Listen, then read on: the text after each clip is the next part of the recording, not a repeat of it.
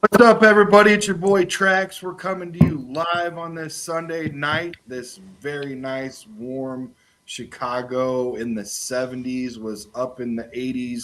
People were out walking their dogs, just, hooting and hollering, riding bikes. It was awesome, man. It was a sight to see. There were people over at Serendipity at the ice cream parlor, man, and they had a line out the door. They were very busy. Bridges scoreboard was popping. Everybody was out and about, and it was really good. Had a couple games on deck. You had the Sox and the Cubs, and you had the Bulls game. And didn't even the Blackhawks play today, boys? They did. Yeah. How did that turn out, or is that still going? No, last time I saw was in the third. It was tied 1-1. Let me check real quick. Okay, thanks. They ended up losing 4-2. A lot of goals in late in that game. Oh man, I'm sure one of those was an empty netter, but you know what though? It's good to see, it's good to see them grow. It's good to see them out on the ice, and they'll, Mama said there'll be days like this. So at least they're building, as far as the Sox go, I don't even know. I talked to some people who was at the game today. I went into Bridges Scoreboard, your Northwest Indiana Sports headquarters with the Hall of Fame menu, and I got myself on I saw they had a special, and it was a chicken, bacon, avocado salad. And of course, I got two little containers of blue cheese on there and drizzled it. Of course, the blue cheese, Dustin. And man, it was tasty, bro. It was so tasty. I love that grilled chicken and the bacon and it was really good, man. The avocado, man. Usually when you go to places, and you get the avocado, they're a little bit. I almost feel like we're getting back into the food show from yesterday. Are we? What are we doing?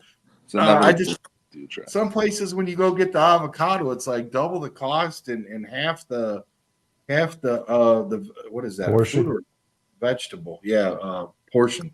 So, but yeah, I went and picked that up. It was pretty tasty, light, but it's got some protein in there. So, yeah. But how was your guys' day, man? What'd you guys get into? Real quick, Brandon, I did forget to mention during that Blackhawks game, they pulled up their number one prospect from the minors. His name is Frank Nazar, and he did have a goal today in this game, and it looks to be like he's going to make a difference at some point next season for sure. Oh, that's the guy you guys were talking about in the chat. Okay, all right. Yeah, I think he was right. I think he's a top 5 overall NHL prospect, but the Hawks number one for sure. Wow. And you guys were talking earlier about potentially getting somebody else in the draft too. And if that happens, then man, we're in really good shape, right, boys? Yeah, good core to start building around. Yeah. So and then the Masters. Do you guys even watch the Masters? I heard. Yeah, Tiger Scheffler pulled it out. I think they're in a playoff. Who was he in the playoff with? Was it that Ludwig guy? Yeah. Yeah. You guys golf? I try, not good. No. I love the sport, man.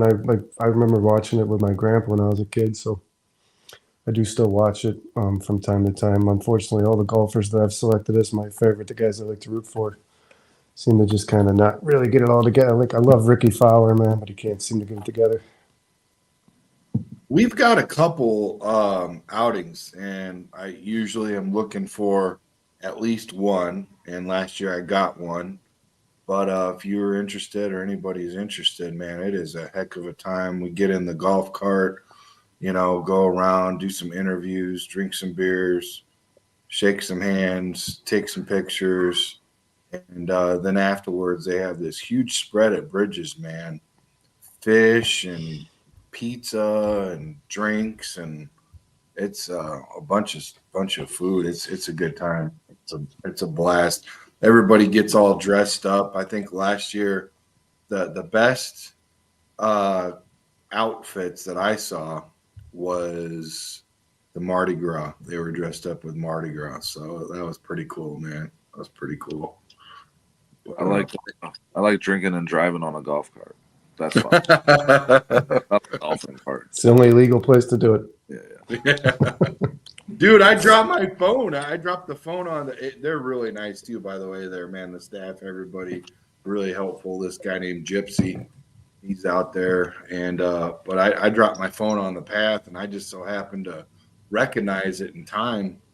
And I go down, whip it back around, down the bridge, up the hill, and there it is, laying right on there. If it would have been anybody else, it would have just crunch city my freaking phone. So I got What lucky. course? What course do you guys go to? That was, I believe that was like Turkey Run or Turkey Hill or something like that. It's out in Maryville, so it's not too bad. It's really close to where you'll be at Bridges. Not this Thursday, but next Thursday. So, yeah. And then there's another one, Cog Hill. Yeah, we go to Cog Hill for one. That's a big one, so that'll be fun. That's coming up too. So, real popular, right? Cog Hill in Illinois. No idea what you're talking about. Oh, really? No, I'm Yeah, familiar you with guys it. are Yeah. both looking at me like, Cog, what? No, I think it's a highly rated course. Yeah. No, like I said, man, I love golf. It's just not the best at it. Yeah. Well, The Bulls was a fun game to watch today. Just throwing that out there. I watched it while I was at work on my phone, but that was a very competitive game, back and forth. DeMar had a great shot to win it, and he just left it a little short, man. He makes shots like that all the time, so yeah. it was cool to see him competing with a playoff team and really putting it out. Was it a mid? Was he? Did it? It was a shot of mid range. Man, it was a shot. It was probably the easiest degree of difficulty game-winning shot I've seen DeMar have a chance at, and he just missed it. Like he was about 10 feet away, nice one-hander, just left it a little short. Man, he makes that shot all the time. So it was a fun game to watch. It was heartbreaking though, for sure. Dustin, why you bring that up? Does anybody know what's going on with Ayo Dosunmu? I haven't read. Like, is this a serious thing? I haven't read anything about why he's missed 3 games now.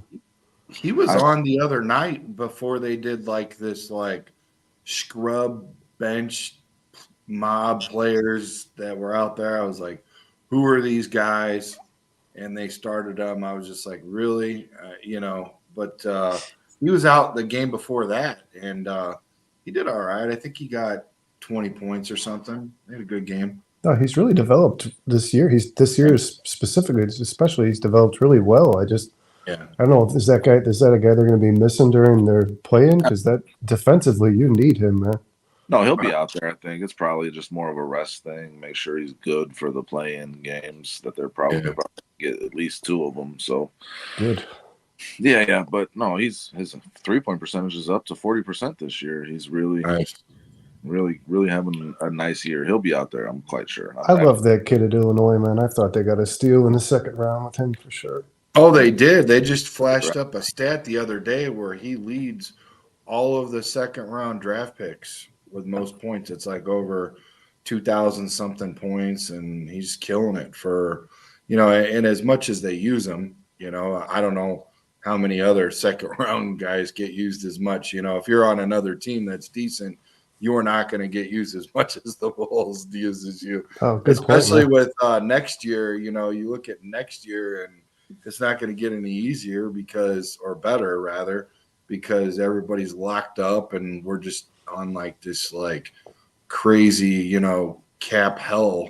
I mean, if Bell does come back, that is definitely going to help us out big time, because he's he utilizes everybody, he's like the spark plug. So the team obviously is going to look a lot different, but to that point, I mean, I don't know how well, you hear his dad talk like he's going to be back in 4 or 5 months, but that's his dad talking. He doesn't even really know, he's against the modern medicine, but yet he is saying on record that he's the reason why he actually can come back is because of modern medicine and the new style of, physical therapy and all this kind of stuff. But yet he's against it too.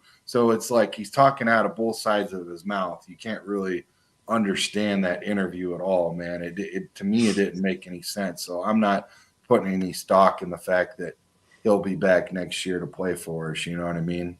Yeah, Lonzo was 4 or 5 months away last year. Yeah. Well, and if you guys want to hear a frightening statistic, What's that? the What you got? surgery that he had, Yeah.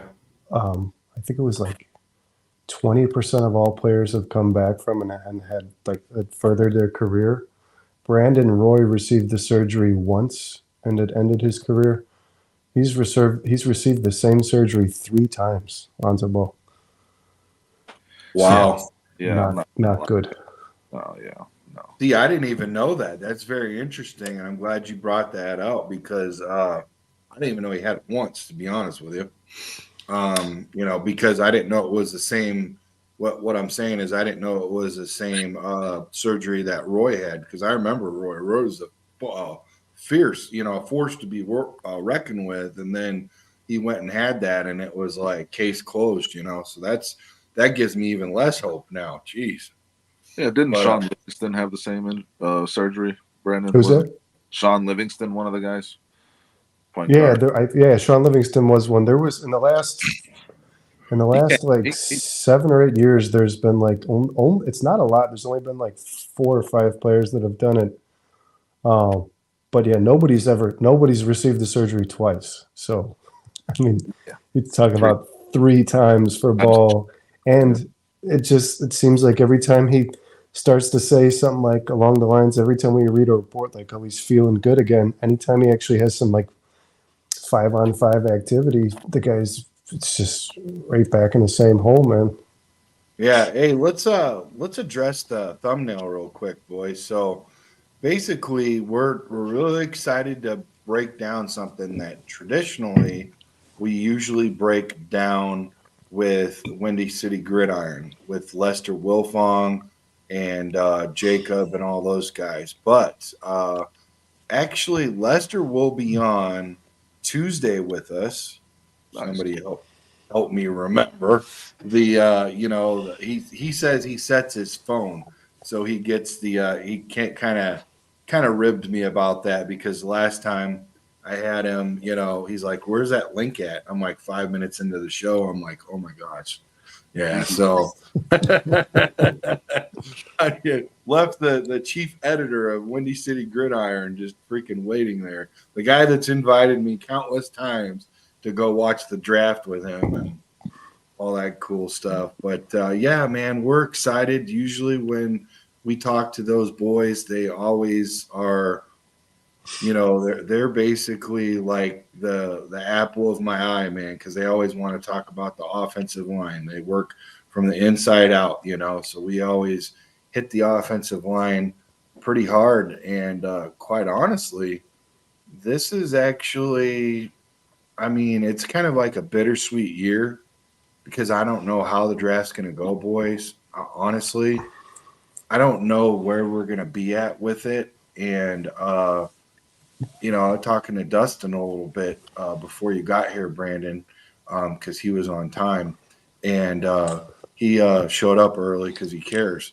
I'm just kidding. I'm just kidding, Brandon. I'm just kidding. It's all good, bro. I'm picking it up here. I'm picking it up, man. No, you're good. That's what you're putting down. It means nothing. So, but basically, what we were talking about was, you know, like when we do these mock drafts, because they're all in fun. They don't really mean much, right? I don't know. And the GMs, they draft way better than these mocks do, right? Which we'll be probably doing here in a little bit. But freaking, you know, the thing of it is, though, is every time we get to it, it's like, can we wait a little bit later to get an offensive lineman? You know, there's like, oh, well, what about that safety? And it's like, safety's not even on the freaking, you know, in the crosshairs. But it's like one of the things that, like, it's a necessary evil, but it's one of those things that you want to wait till later. Even though we know, like, is it just that we have to see the name Joe Olt at 9 in order to make it happen? You guys think that's what it is? No, I don't. And I think Jeremiah said something. I think he was on Colin Cowherd's show in regards to Okay.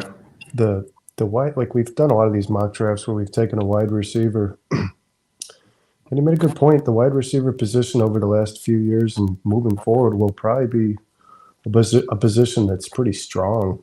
At least 2 rounds into the draft.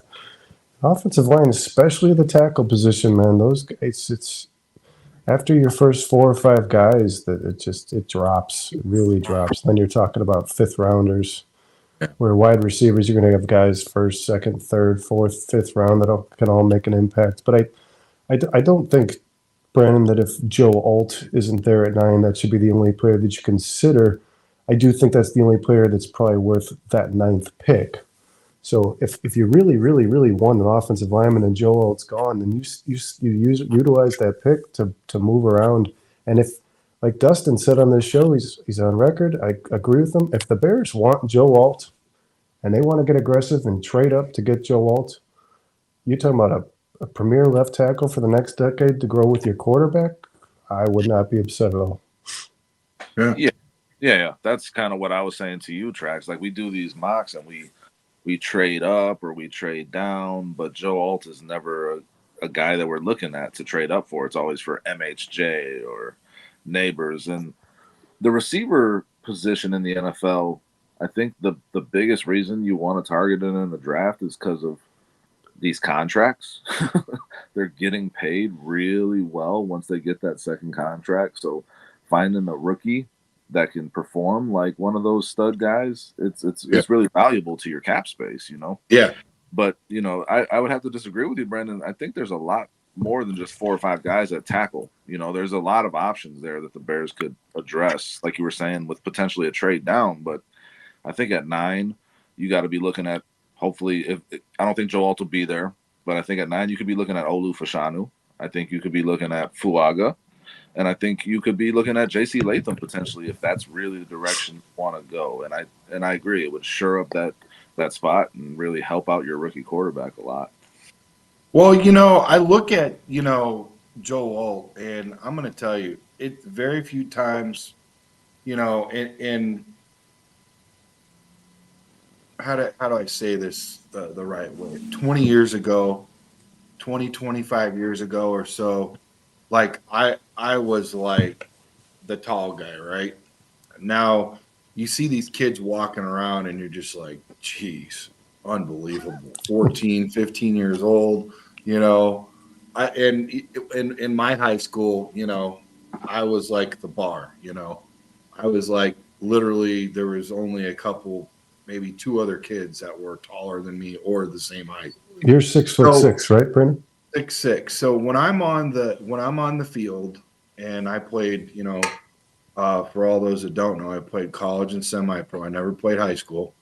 You look around and you measure, you size people up, right? Offensive line, defensive line. I have never seen a 6'8" left tackle out there, and that to me, that makes. And I'm looking at him, and I know it's only 2 inches, and you guys look at it, but when you're at this height, that 2 inches can really make a big difference in not only like the way your body, like your balance, your power, your quick reflexes and whatnot, and the time that it takes for you to get out there. What I like about Joe Alt, but is a lot, but he's young. I'm worried about year 5 or 6 after he's been grinding with some of these boys. I'm like, 6'8" is quite high. I like the body weight. He's got his body weight down. He's not a piggy. So you look at him, he's got some strength to him. There's a few things that NFL teams like about this guy. For this is his size and his power, his experience in that pro style that they have in Notre Dame. He possesses all of those things. And the fact that he began his college career at tight end, that speaks to his athleticism. And a lot of people don't talk about that at all. I like the fact that he has that tight end athleticism, that ability to be able to flash that. Not saying that we need him out there at tight end, but it just, it speaks volume, about him. And his father was a two-time Pro Bowl offensive tackle for the Chiefs, so it's in the DNA, man. You can't run away from the DNA. And a lot of these guys, whether they go the distance as their father or their brother or whoever, or their mother, you look at all of this and it's like it's definitely something. I like a couple things that I like about him is that his career started as a pass catcher, and a prototypical blocker, and then he transitioned to left tackle as a true freshman. And his final 8 games of 2021, and then he did pretty good. And then 2023 hit, and he had a string of like 33 games that he played in. Now that, to me, that's important. That speeds longevity because that some of these guys, I know you guys have seen it in the reports where they play for a little bit, they get banged up. Kind of like guys that we've got on our team, right? We've got a couple guys that they get hampered for a little bit, they come back, and that happens in this line of work when you're playing with the big uglies and bumping and all that. It happens a lot. So the fact that you can string together 33 games, to me, that's important. I like that. He earned unanimous All-American honors this past year, making the early jump to NFL. So I like that. I like the fact that he took the long road to where he's at. I wish he would have had a little bit more of that experience behind him, and that would make him more seasoned and more ready for the NFL at the tackle position. And I know a lot of people are like, "Oh well." Dustin, you can speak on this a little bit because, believe it or not, Dustin played offensive line. And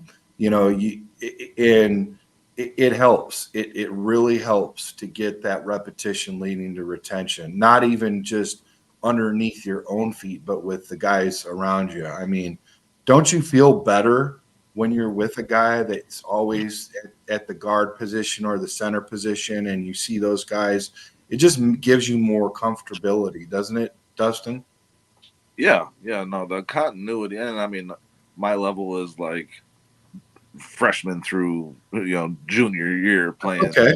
guard, but when you're coming up with those same guys and you guys are playing next to each other and you kind of learn how this person does their thing, and then you learn how this person to the left of you does their thing, and like when I pull, they're not gonna have their foot back for me to trip on it when I'm trying to get out there and hit the defensive end on the end of the line, so like those things do matter. And I think with this Bears team, they're going to have a little bit of that this year in terms of what they're bringing back a good portion of their starting offensive line from last year. I mean, adding a guy like Joe Alt to that offensive line, I think would have to immediately change how you look at that offensive line as a unit.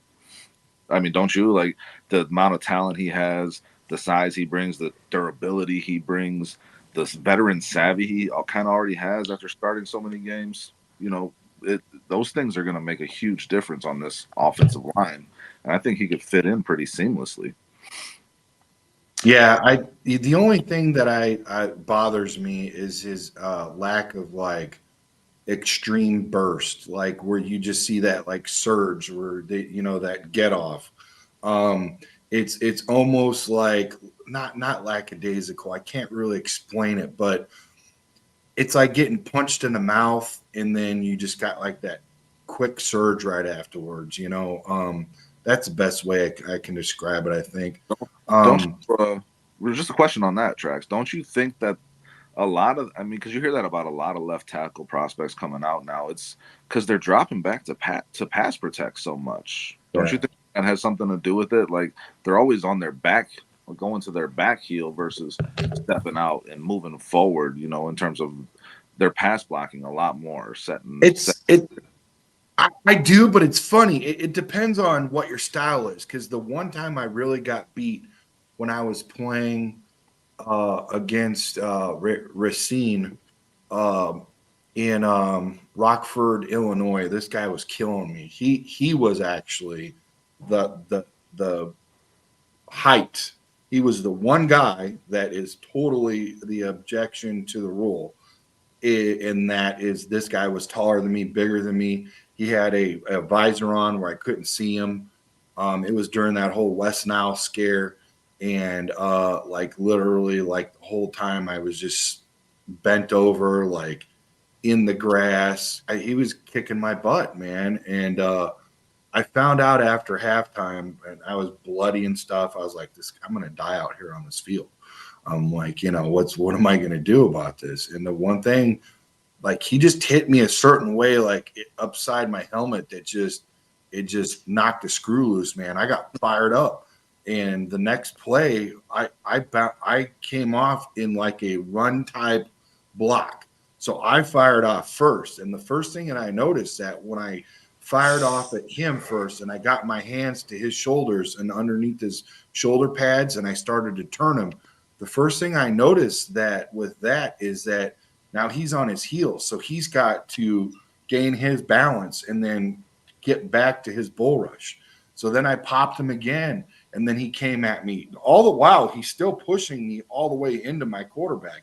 But each time my quarterback doesn't get touched, he never got sacked, and clean jersey. So I still got my butt handed to me the whole freaking game. He tossed me around like a rag doll. But to that point, what you're going back to what you're saying, some guys find it that they can consistently stay in the run blocking type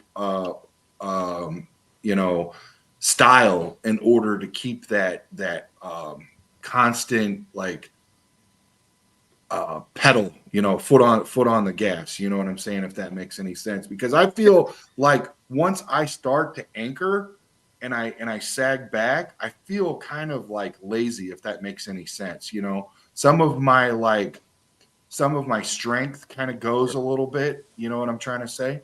Yeah, no, yeah, and I mean that's just the only downside to that, and I get it because you're putting your hands on him and you're making him think about it and having to regather his momentum.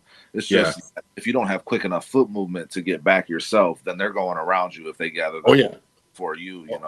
How do Joe, you like guys? you said, he's got a lot of good movement skills because of how athletic he is. He's got that footwork. Dustin, did you know that his dad was in the Hall of Fame, the Kansas City Hall of Fame in 2002, and his older brother Mark is currently a member of the LA Kings. He's the team captain for 2023. So this Joe Alt, is coming from like a very athletic, Good bloodline. Yeah. How do you guys? How do you think NFL GMs? How do you think they rank the height of a player like Joe Alt? I don't know that necessarily is looked at as a good thing. I don't know if you want to. Depends on. Yeah, I agree. I think there's. Yeah, arm length. The arm. Yeah, that's what I think it comes down to is the arm length. That's kind of equivalent to the height, because other than that, it probably doesn't put you in the best position being 6'8". Yeah. If you can reach over though and get your hands on a guy that's trying to go around you, if you do have that reach, because you kind of want to get. I mean, I don't know. You guys both play the position, isn't it? The leverage about kind of being underneath somebody a little more. Not only that, you have to get underneath them, but you also have to be able to explode up and through with your hips. You got to be able to drive in that. Once you get that contact, it's all, everything matters at contact. If you don't have not an escape route, but if you don't have like a finish, if you don't have a finish where you know where you're going, you're going to get your butt beat, because that guy's already thinking about ways to get around you. You know what I'm trying to say? So you got to stay out of his head. You got to keep your mind off of what he's thinking. I mean, you got to read and react. Don't get me wrong, but you got to have a plan and try to execute that plan no matter what he does, if that makes any sense. You know what I mean? And I think the longer your arms are, it's just like a bench press. It's hard to do a push-up. It's hard to do, bench press, things like that, because your arms are so stinking long. I don't know what Joe Olt's long arms are, but when we go to Bridges, you guys can go and look this up. Mine are 39. We can measure these. Mine are 39 inches long. And I think most of the guys that I've been looking at now, correct me if I'm wrong, most of the guys we've been looking at are like 6'5" or something. So I got an inch, but that still doesn't mean that they have like 35-inch arms. My arms are almost 4 inches longer than these guys, you know? So it is a lot to overcome. It's not easy. And yeah, Brandon, you're right. There are marks against you, but you have to prove like they have certain benchmarks or they have certain like criteria, and you have to prove against what they have in terms of like where your arms are at. Even if you have short arms, you could still prove to be valuable with short arms, you know what I mean, or on the border of. And Joe Alt has really long arms. He does. I don't have an exact measurement, but I know they No. are long. And he doesn't have he's not like he's coming out of his stance and standing straight up. You know, No. he's going into a guy, he's hitting him with that leverage. You know, can he get lower than a Von Miller? That's obviously just physically impossible. But like that, if he's got his plan on what he's going to do and he utilizes his strengths, he's gonna beat a guy like Von Miller once he learns, you know, how to handle these NFL moves. And you go back and you watch his tapes, boys. I know this will probably, it's like watching paint dry for most people, because like you could literally watch like really cool plays like Doug Plank or somebody light somebody up and just lay the wood on somebody, you know, or watch a touchdown and the gritty dance afterwards or some crazy stuff like that. You don't get that with the offensive lineman. But you watch Joe Alt, right? When he fires off, his hands are closed. I don't like that. And he still makes it work for him, but you don't want your hands closed. Dustin knows when you go in and you go to drive, you try to get underneath those pads. The shoulder pads. Yep. The shoulder pads. And you can't do that with your fist closed. Like try to do that. I mean, try to get up underneath something that has a little lip to it. Not a big lip, a little lip. You can't do it, boys. You got to have those open, and you got to. So I don't know what he's doing there. I know that's something that can be overcome. I know that's something that you can just work on. You know what I'm saying? But to this level, getting back to him playing as tight end and then progressing into this offensive lineman, that's where I'm saying that I feel like he could have, and I'm just speaking from my experience, if I would have had all those repetitions in Pee Wee football and, you know, grade school, high school, JV, all that up into college, I would have been well polished compared to where I was. I feel like he's starting a little bit late, boys, but at least, you know, he's in that pro style Notre Dame, you know, offense where, you know, you pick it up pretty quick if, you know if somebody's going to make it or not. That's what I'm getting at, you know. And I know the number one tackle prospect in last year's draft who was projected to play guard in the NFL regardless. I know his biggest concern for NFL GMs, I think Ben Skoronski, out of Northwestern, was his arm length. I think was his biggest issue. That's why he needed to move to guard. Joel doesn't need that, right? But and like what you were saying, Trax, like with his hand placement, maybe that's a coaching technique he's being taught to avoid being called for holding. You know, in terms of like, because if he can get up underneath it, if his hands are big enough, or maybe his thumbs underneath there, you know, because if you get good at it, you can hold pretty easily if you get close enough to a guy and get under those shoulder pads. So I mean, I wouldn't imagine he's not taking advantage of it. I'm just curious as to why that would be his technique if there's a reasoning behind it, you know. Well, you know, when you reach for blocks, Dustin, you know, when you have to get out of your like, so you got like your red zone, right, where you're way out there and you're extended and you don't have much strength to you, Dustin. Yep. You know, it's like when you're up on a horse. You don't want to be like way far away because you got to be up close, you know, when you're doing your horse stuff. But you know, the thing of when you're getting up on a saddle, you don't want to be like way out here, you know what I mean? You got to get right up into that like stirrup and row. I couldn't do it. It'd take a crane to get me up on that thing, and then the freaking legs would buckle and it would be over. You'd have a broken horse. But use that crane to move the horse out of there too. Yeah. A bad analogy, boy. It's poor horse. But my Hey, point it's the is, Denver Bronco anyway. there you go. It's a Denver Bronco to the glue factory. But when you're reaching out to that level, you have to climb, right? Because now you're out there and you have to get following it. Yeah, You're almost behind. You got to yeah, get caught up to it. So yeah. when he starts to climb and adjust to the second level, that's where he lacks. You got to have that speed and that burst, so that way you're not always at a deficit. And I think, regardless of his position in this prospect of this class, he may have the lowest floor, but barring any injuries, he's a decade starter. He's a guy that you're going to have there. He's going to be way better than our left tackle and a lot of left tackles out there. So they graded him as a top 10. So I can get behind that. I can get behind that for sure. And you see what his comparison is in most sites. Have you seen what it is? No, what is it? Mike McGlinchey. He was the nice right tackle, and he just signed that big deal with Denver this past offseason. So, I mean, like, if you're getting a guy like him, they're basically the same size. They both are a little rigid in their movement, but because of their size, obviously. But if you're getting a guy like Mike McGlinchey in the top 10, I think you can be pretty fucking happy with that, honestly. Yeah. No, yeah. Number 2, the guy that Brandon brought up earlier. Number 2 is Troy Fontenot out of Washington. 6'4", 317. Again, not underweight, but not ultra heavy, right? So you don't have to worry about him showing up with, like bad habits and whatnot. This is actually somebody that has a good weight to them. They're not over carrying. You could tell right away when you look at these sort of numbers with a guy this size on the line that he's athletic. You know what I mean? He gets it. So, redshirt junior. What do you guys like about this guy? I mean, I like him as a guard. I've been seeing him listed in both.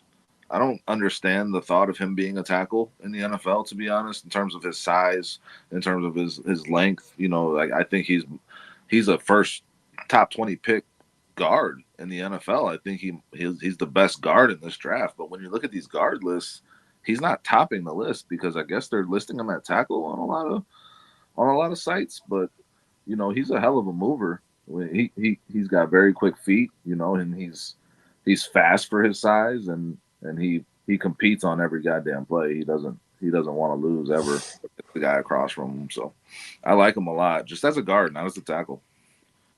Yeah, he's I think he played 1,160 snaps and only allowed 2 sacks, and his NFL comparison is actually Bakhtiari, which I find to be a little strange. But he drinks a lot of beer then.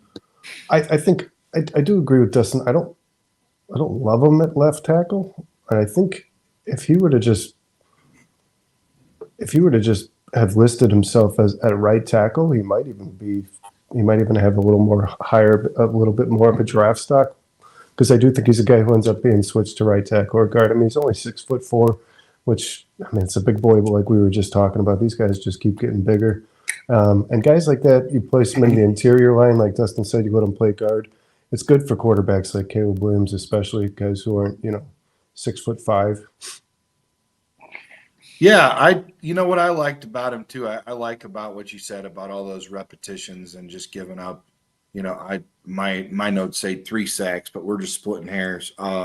He earned himself the first. Yeah, I could have been wrong on that for sure. I know it was a low number. He earned himself the first team All Pac-12 honors. He also, they threw the ball a lot. The Husky squad threw the ball consistently deep more often than any other team in the country with 574 attempts.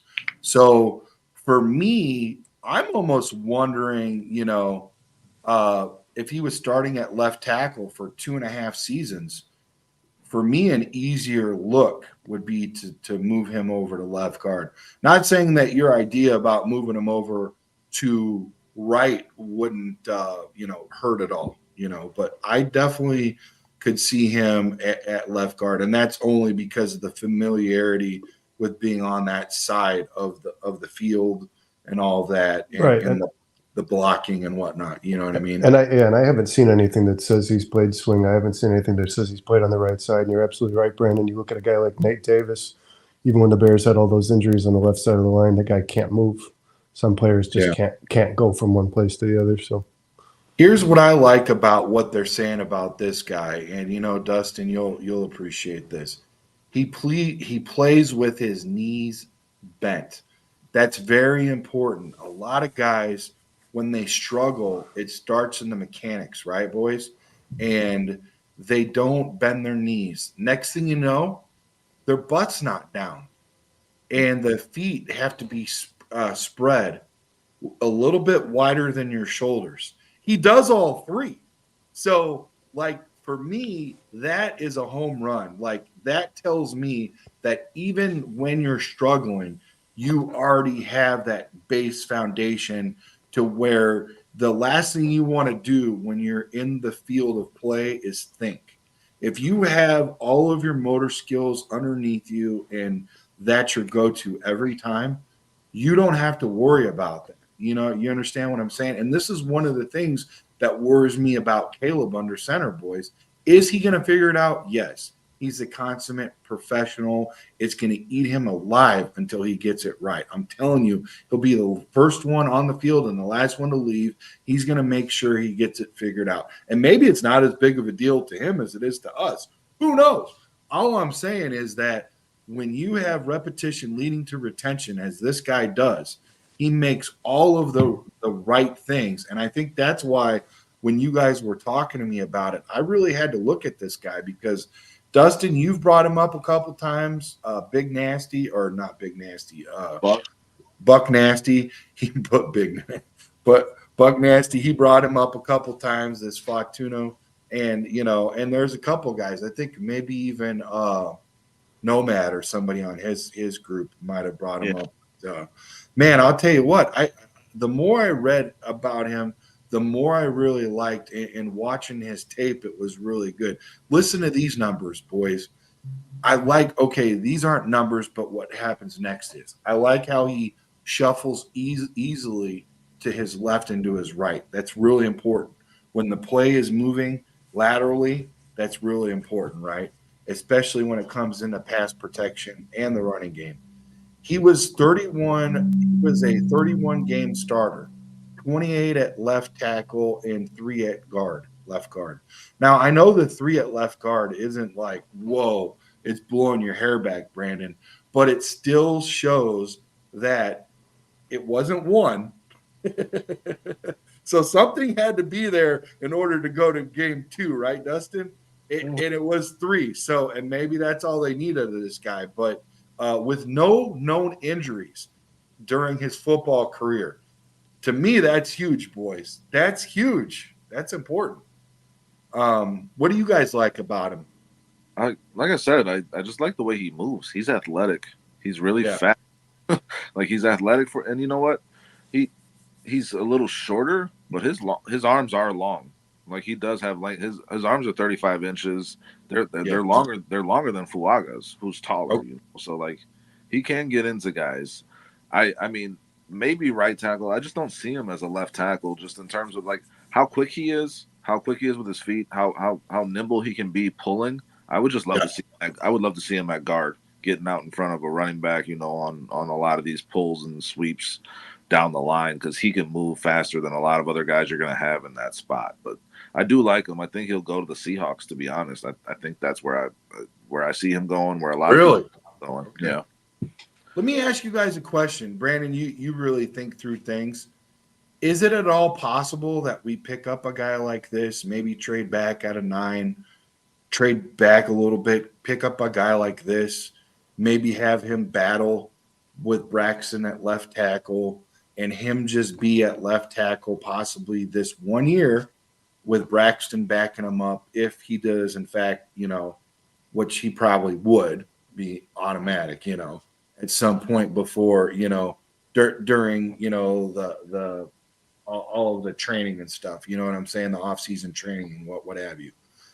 And this just be for like a 1-year rental at left tackle, and then next year go get your actual prototypical left tackle and move him from left tackle to left guard at that point? Or do you think that's just like totally off the reservation? Like, if we're going to do it, we're not going to do any like stopgap crap. We're going to go get that guy at the position that we need. Do you see that at all happening, Brandon, or no?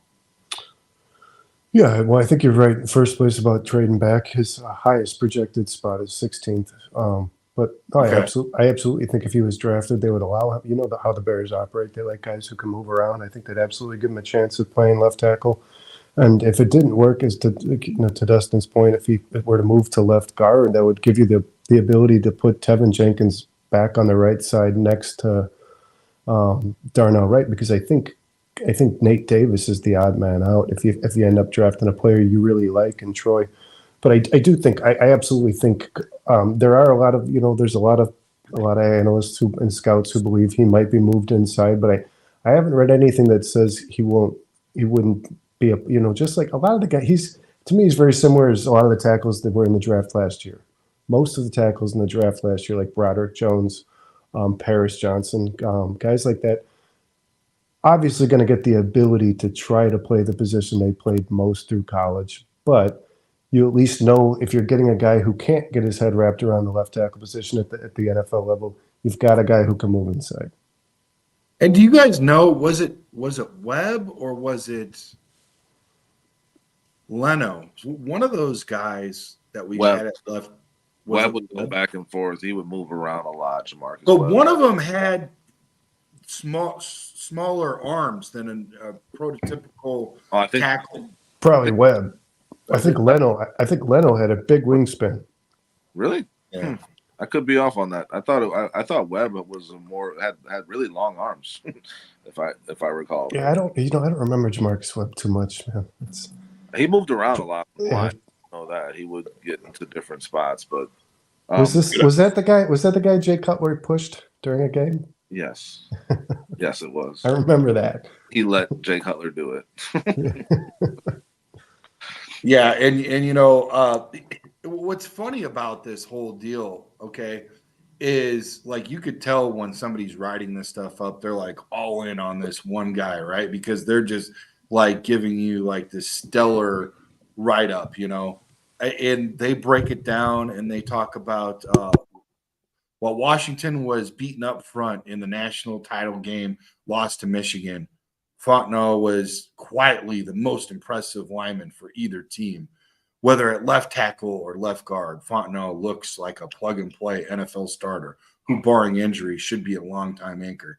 Like, dude, this guy is just gushing over this guy. Like, he just dude, I mean, seriously. But, I get it. Like, the thing that gets me the most about a guy like this, he's strong in the locker room, or not the locker room, the weight room. To me, when you're a lineman, that's very important. You have to have a good work ethic in the weight room, because if not, you're going to get tossed around like a rag doll, Dustin. I mean, and you're going to get hurt, and you're going to get hurt too. Now they grade him at a top 20, so that fits exactly with what Brandon was saying. He doesn't see him fall back any further than 16. That's the C. Yeah, there you go. So if we're gonna get him, we got to get him before the Seahawks does, right, boys? Yeah. Now, number 3 on here is almost been my number 1, but just because of Joel being who he is, I still keep him as my number 2, and that's J.C. Latham. And he gets a little bit extra from me because he's 6'6", 360. So that is a big freaking boy. And when you look at him, he doesn't look mushy at all. And he got really good towards the end of his – he actually got better as the teams that they played against. The whole like LSU and all of that, those were some hard teams down the road, down the stretch. And that's when you see guys like them struggle. He didn't struggle. He got better, boys. I really like this guy, man. What do you guys like about Latham? I love his size, and I love that he's gotten better every year in college. He steadily progresses, and he's very powerful. He's a people mover. He's going to get people out of the way. The thing I don't like when you're talking Bears with him is, I Yeah. mean, he's a right tackle probably in the NFL because he doesn't have the greatest movement skills, right, in terms of Yeah. dealing with the best pass rusher on the quarterback's blind side. So Yeah. he's probably a right tackle, and then he it takes him off the board for the Bears basically, because unless you think Darnell Wright can play left tackle, which I don't think anybody does, he's the same kind of player coming out last year that Latham is this year. You Yeah. just yeah, you I really like him, but I don't see him. I don't see them taking two right tackles to put one at left. With that high of a pick. Yeah. Yeah, yeah. His NFL comparison is Jawan Taylor, who is a right tackle for the Kansas City Chiefs. I will say this: the guy is just, I mean, obviously a prototypical size for a tackle, but just very, very athletic, super athletic. He does get beat. He gets beat inside, which, if he were to play left, you got Tevin Jenkins alongside you. But I do agree with Dustin. I think he will. I think he'll be drafted immediately into a right tackle slot. But Yeah. super athletic guy, really impressive, honestly. Yeah, and you know what I like about him is, man, look at the size of this guy's legs. They're like freaking tree trunks, all right? And like, 6'6", 360, even if he did get some of that weight down, his body fat percentage went down in 2023. So he's working on it, but there's a lot of muscle in there. You could tell, man. He plays with very good, I'd say almost excellent balance, man, for such a large guy. He slides laterally, I like his lateral movement, and that's something that you see that struggles. Guys will almost get like clumsy and like trip up and stuff when they get that big. You don't really see that. He's got like these really strong, heavy hands and long arms to snatch and in the pass protection, which you got to have those. And he's good in the run game too. And when he's in that position in the run game, he plays like with this fire in his belly, man. Like there's guys that like they get fired up to pass block, but when guys get fired up for run block, it's almost like they're trying to tackle a defensive tackle. It's crazy. I can't explain it. Yeah, But if to you your look at some of his pancakes and some of his trash talking, this is the guy that I would like, dude. I love a little freaking oomph, a little trash talking type offensive lineman, bro. You know what I'm saying? I miss that, to He your played violent, to, that's for sure. to your point, Brandon, I think he is the highest run blocking tackle in the draft. Yeah, I agree. Yes, and he's also experienced at right tackle and right guard, and he plays left tackle too. But he does that on the field goal unit. So there too, again, like what Brandon said, the Bears like having guys that plug and play, right tackle, right guard, left tackle, special teams. Hey, we could use you and abuse you all over the place. You know what I mean? Um, he is the youngest player that's coming out. In February he just turned 21, so that's kind of cool, as far as that, because you still got, as far as molding goes, I think coaches really like that. You know what I mean? Like, come into my house, we'll mold you. Uh, he's surprisingly quick, man. I really like that. He does a really good job defending the speed rushers. You watched LSU, him go against LSU. I was very surprised and saw him get out after that. And to the point where he knocks a guy with some speed and some power back. You know what I mean? I can't think of that edge guy, but he handled him pretty well, man. He can be a little too aggressive, though, man. I think he had like a dozen penalties over the past 2 seasons. That's not terrible. I've seen in one game, wasn't one of our offensive linemen have like 7? No. Oh shit! Braxton Jones had 4 in a Was it, game, didn't he? yeah, it was a lot. Yeah, it was a lot. So, I mean, I like him, man. I really like him. I think he only allowed 3 sacks and like 443 pass sacks. So that's good. I like I said, He's an instant starter at right tackle or guard. Yeah, Where he over his played at- career, it was 3 sacks over 970 pass blocks. 970 pass blocks over Yeah, his no, I'm just career. saying the pass sets, the pass sets, and the Oh, okay. blocks No, yeah, for sure, right on. yeah. So like that's just like PFF numbers, the way that they quantify it, everything. It's where you're in a pass set situation versus pass blocking.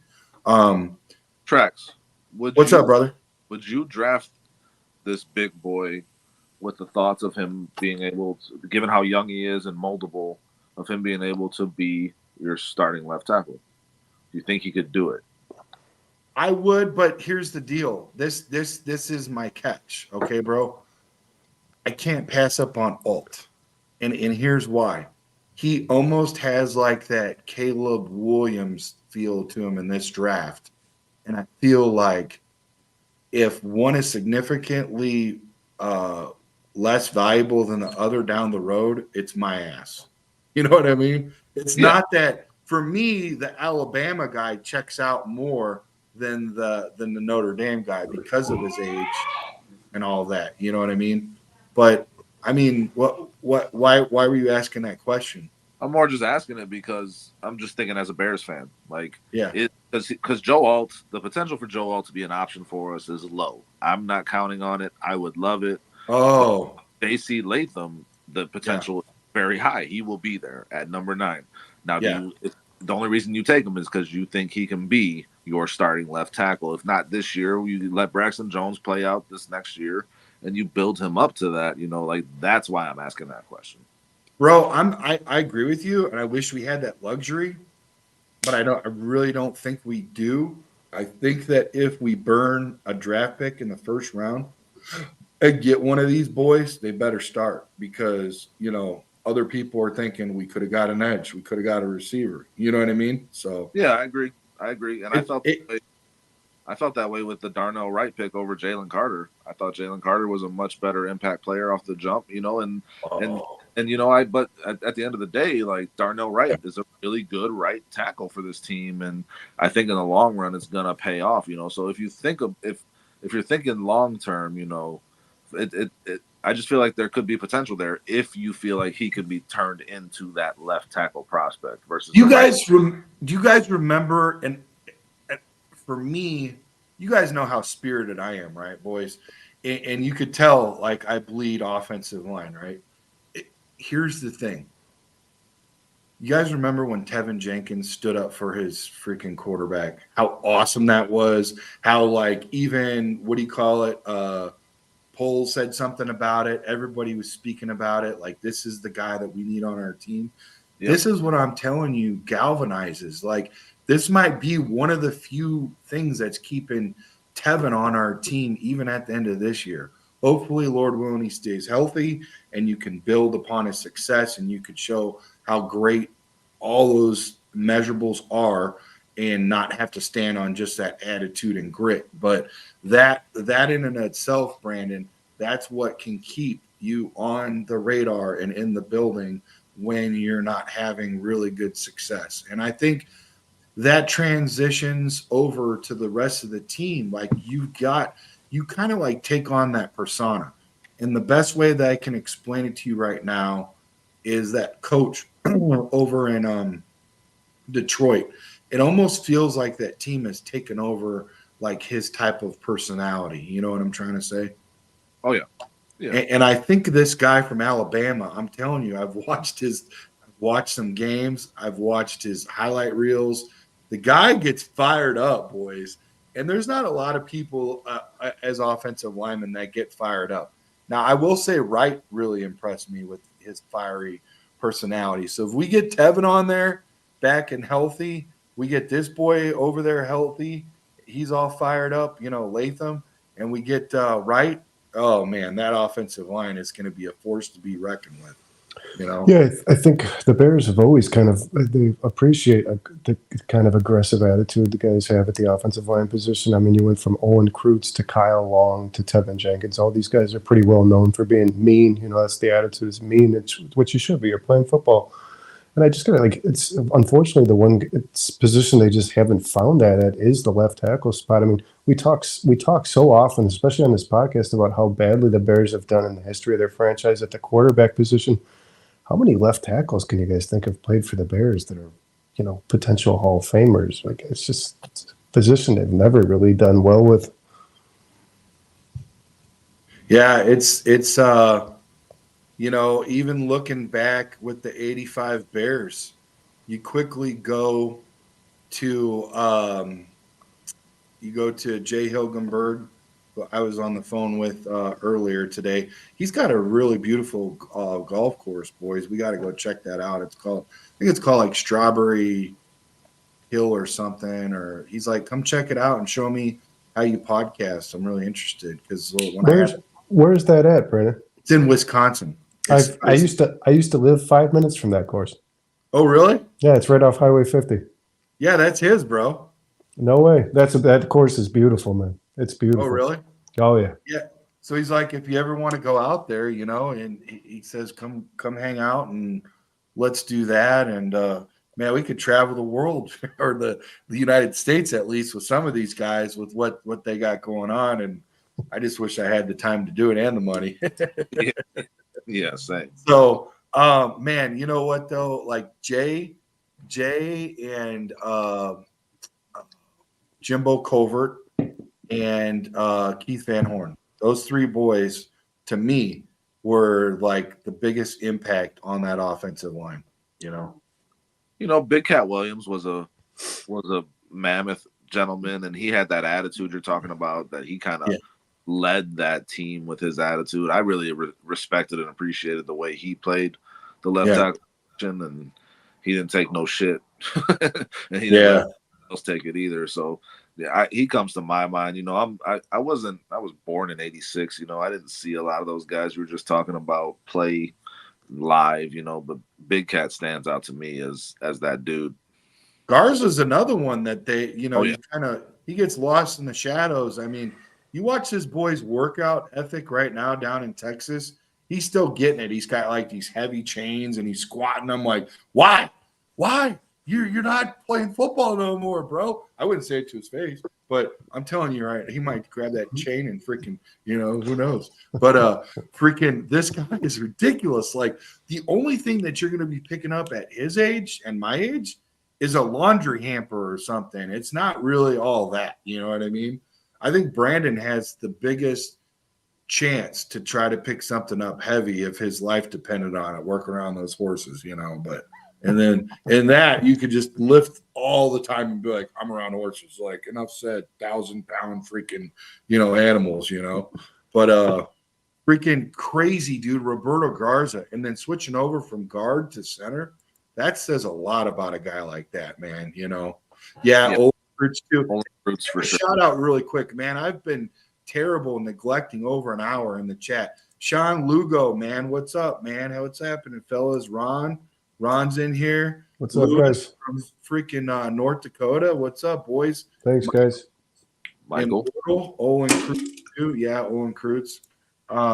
Hey, man, be a friend. Tell everybody about Dustin, Brandon, myself, and the crew. Make sure you hit that like button, subscribe, and smash that notification bell so you can follow all of our content. Let's get back over here to these beautiful offensive linemen. Number 4. Talise Fuaga from Oregon State, Corvallis, 6'6", 332, red shirt junior. What can you guys tell me about this? Oh, there's Buck Nasty. Yo, mama in the house.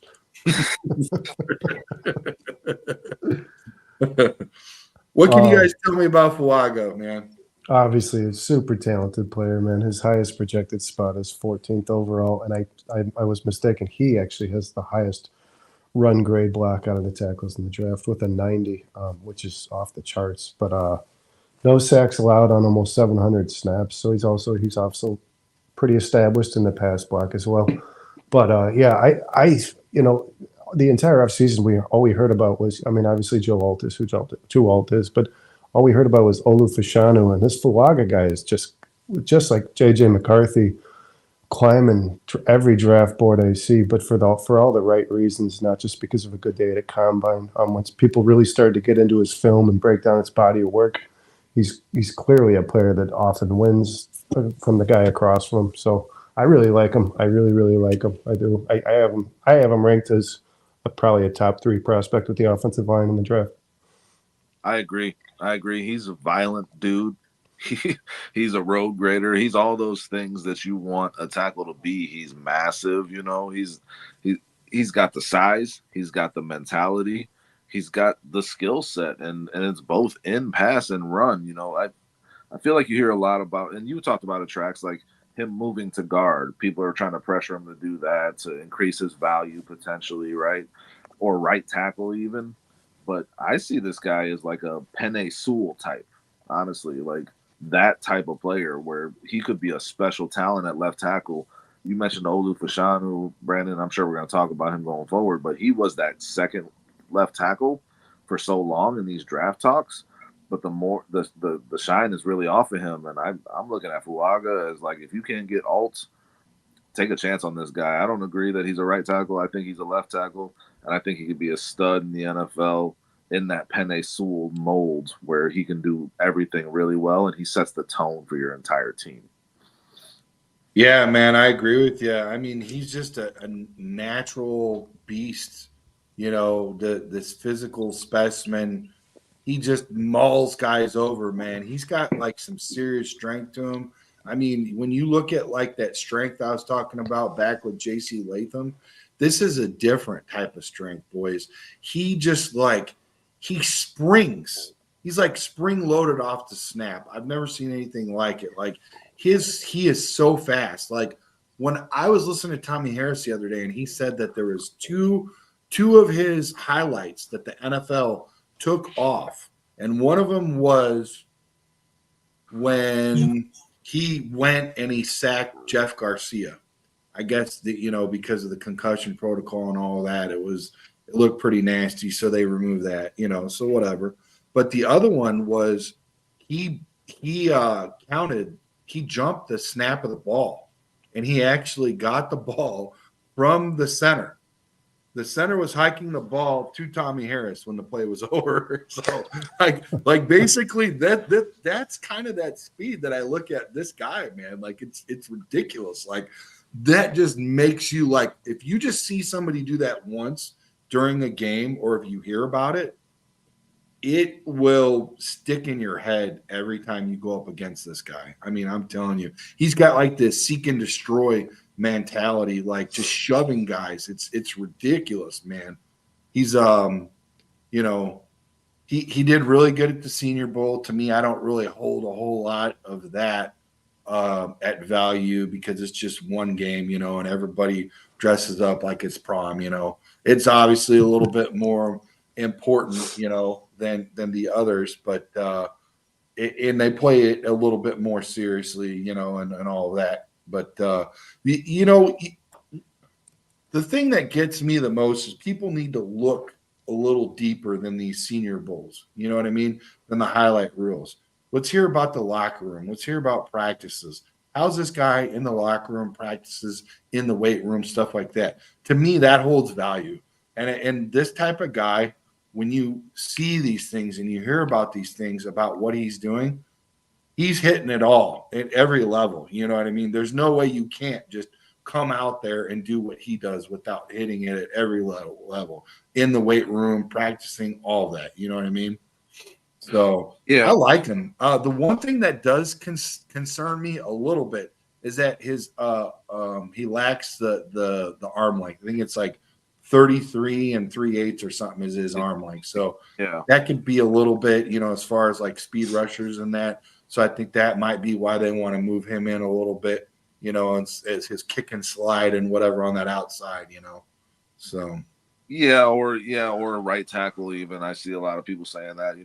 I could see him succeeding at left tackle, but yeah, the arm length is definitely the most concerning thing with long defenders at the edge position and with those speed rushers. Yeah, for sure. His feet can get a little heavy too. And one of his greatest strengths, man, was getting to the second level. getting the linebackers and corners and safeties. The guy, I mean, obviously, and when he's blocking a player like that, he's going to win every time. So Yeah. I agree, and I have seen a lot of right tackle projections, but I agree with Dustin. This is a guy you want to give a shot to left tackle without a doubt. I think I don't think we've seen even close to the best of that player. I really don't. Yeah. I think he's got to get better.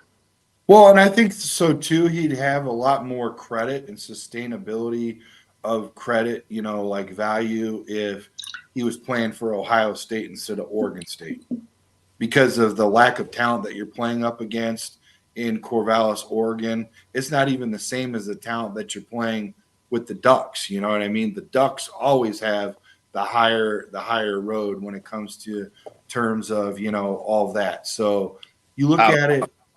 yeah, you're referring to like out of conference play, like who the Yeah. teams that get schedule outside. Yeah, so when it comes to like putting these guys in like a top 10 scenario, they're always going to put you lower than a dude that's Alabama or whatever. You know what I'm trying Georgia, what I'm trying to say, Ohio State, obviously, you know what I mean?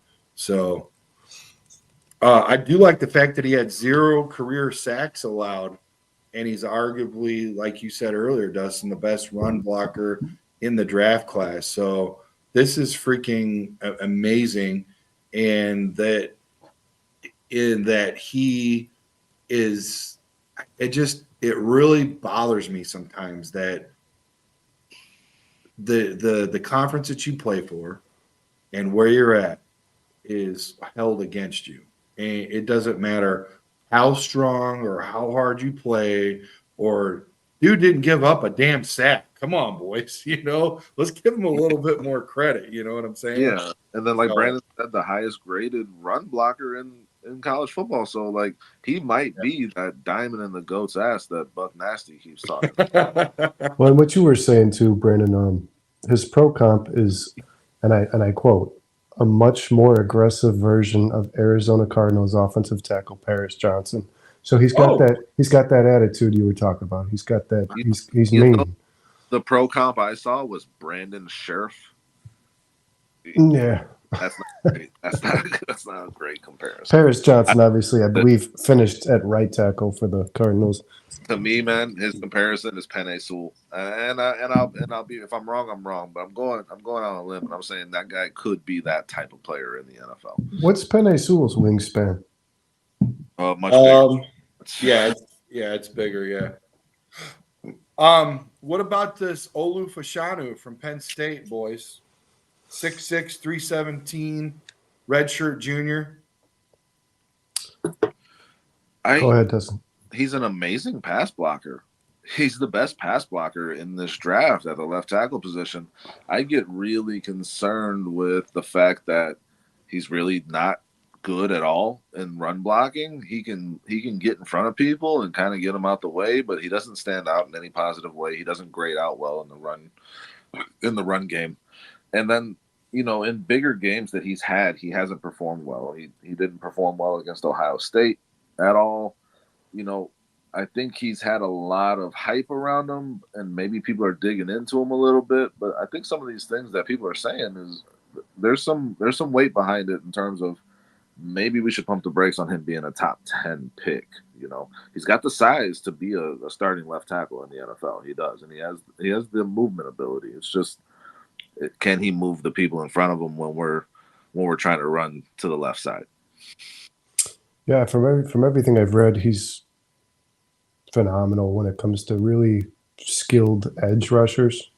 The guys that can beat you with speed, guys that can beat you with power, guys that can beat you with their hands. He's able to kind of hold his own against everybody, any kind of pass rusher.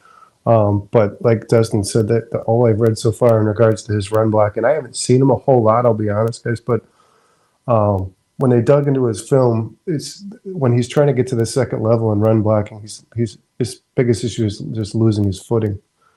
And that's something you're going to have to correct if you're going to have a premier left tackle for the next decade. Yeah. A lot of people shed his blocks too. His blocks get shed, easier than you would like for a guy that you're going to take number 9 as your left tackle. Yeah, I'm a little concerned, but I'm not entirely too concerned with any of that. Because in terms of when you put him at left tackle, traditionally, right away, let's face it, boys, it's like a center. Well, maybe not in today's NBA, okay? Maybe that's a bad analogy. But we're here for it. Hear it. You're not asked. Shaq wasn't asked to shoot down threes, okay? Not saying that he did it on his own accord and nobody said anything about it, but that's basically it. Like at left tackle, you're not asked to run block a whole heck of a lot. Most of the time when you're over there, including Penn State with his assignment, he really wasn't asked to.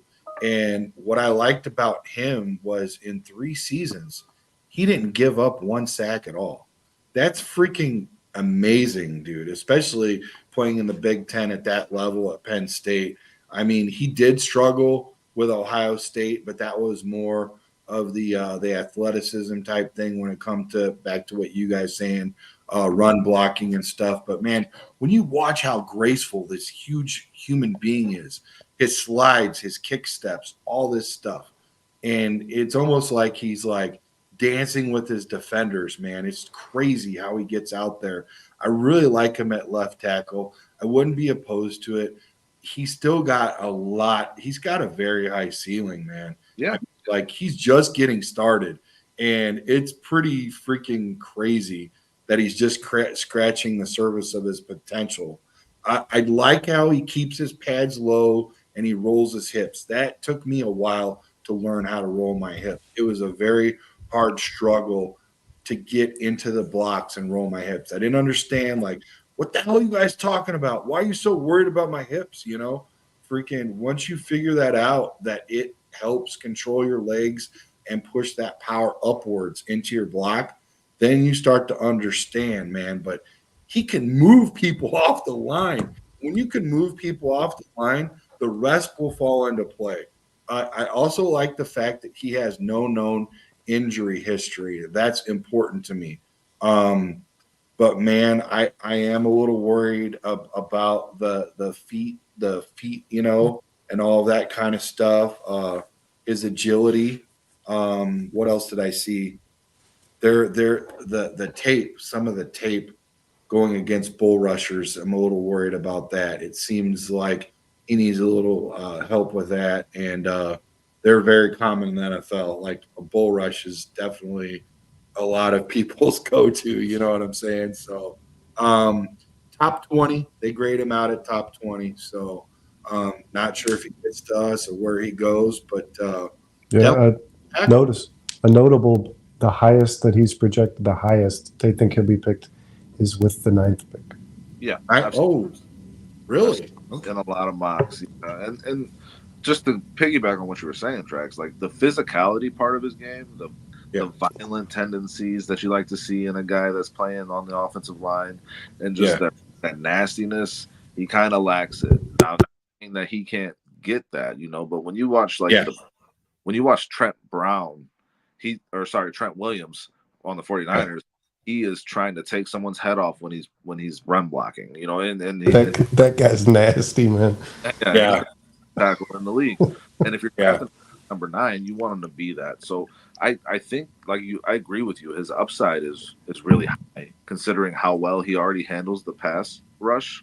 But yeah, the physical part when he gets bull rush versus a speed rusher, there's some work to do there. But coaching can fix that. If you got good coaching can mold that into something better once he gets into the league. So I like the coach that we had from Notre Dame. I wish he would have worked out, but they obviously know what they're doing. And the thing that gets me is when I had Olin on for the interview, he stated that they were only going to pay him $16 an hour as a consultant. I'm like, for another $1 or $2 more an hour, you could go flip burgers and not have to deal with the headaches, that's a little disrespectful. And it's extreme. It's outrageously insulting. When I read that, I didn't want it to be true.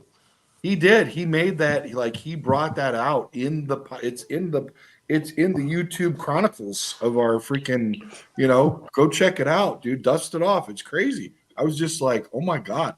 And the craziest thing too is like when I was interviewing, he has like this nervous, like, I don't know if it's like tempo or like he thinks he's in Hawaii beating the drums or something, but I wasn't messing with it. Like, go ahead, hit that table, just don't hit my head. Because every time in the podcast, he's like, and I'm like, dude, he's shaking my freaking laptop. I hope it makes it through the freaking podcast. But great spirited guy, man. I loved it. I was like, this is who you want your freaking center to be. And yet, getting back to what you said, man, as much as I like, freaking Fasciano and all that, and as graceful as a bearer that he is, I need somebody with some attitude. Maybe later on we could slide somebody in there with that tender heart and all that kind of stuff and, quiet strength. But I need some freaking guys to, rattle the troops and get everybody motivated and fired up, because we're going to have to dig a little deep this year and find whatever you've got. It's got to come out so that way the guys that aren't there, we can, cover those multitude of sins, because that the offensive line is not going to be 100% where it could be. Next year, I think, is where we really address it and it gets way better on the offensive side and the defensive side. I really feel that way. Patrick Paul is graded at number 6, according to PFF. From Houston, 6'7", 333. I'm not going to lie, boys. I don't watch a lot of Houston football, so please help me out, okay? Another redshirt junior. I don't know much about Patrick Paul either. Isn't he a guard? Is he a tackle? Yeah, he's a tackle, yeah. Oh, really? I mean, I see him. I see him ranked a lot lower than that. I mean, PFF has its grades, and I see him ranked a lot lower than that in all these sites I go to. I don't see him in the top 10. He's outside of that, I don't know what I got here. He's 6'7", 333. He's a big boy, right? Starter level ability, monster, good length, quickness, and athleticism. I don't know, and probably a little raw though from what I see. But again, I've not watched this gentleman play football, so I can't say have any kind of feeling one way or the other about him. Yeah, he's looks like his position rank is 16th. He's graded a 72 on ESPN. He's graded a 72 out of 100, which is pretty well below the guys we've just talked about. His pass blocking is 92% rating, run blocking 69%. So that's got to concern you, because that's even lower than Fasciano, who we just talked about. But yeah, I think if that's a guy that an overall rating of 85, if that's a guy that you want to draft at left, I don't know that he'd be drafted at left tackle, but if that was the guy you wanted, that's somebody you could wait on. Probably wouldn't even have to really necessarily. He's ranked 69th overall in the draft, so you're looking at a guy that's fallen, just inside the 3rd round. Round 2 to 3 is what I see on him. Yeah, boys, you want to know why this guy scares you, or not scares you, but concerns you so much? Is he's basically what we already have in terms of Braxton Jones. When you look at him, he's got no ass. He's got no legs. He's got the height. He's got the weight, but he doesn't have you got to have that ass, man. It's important, man. It's I like my offensive linemen with big asses and big legs, You think Darnell Wright could lend him some ass? Darnell Wright has plenty of ass to spare, dude. He's got a lot to. He was at that my buddy he was at Mitch's what do they call that? FY I forgot the name of his card. Sorry about this, Mitch. I'm really messing up. I even asked you if you would sponsor us, and now I'm freaking nervous as hell. No, he had Darnell Wright in the building, man, and the line was out the door and around the corner. It was amazing. Jerseys. You sure that wasn't just his ass? Yeah. 6 guys in the building because No, man, seriously, there is a lot of Darnell Wright fans out there. I mean, when you're that good in Chicago, the city's yours, and we really appreciate you with your efforts, Darnell, especially when you came in and your left side was hurt, so you were just blocking with your right side. But not only did you do that well, Darnell, you also pancaked the fool with one freaking arm. That's amazing.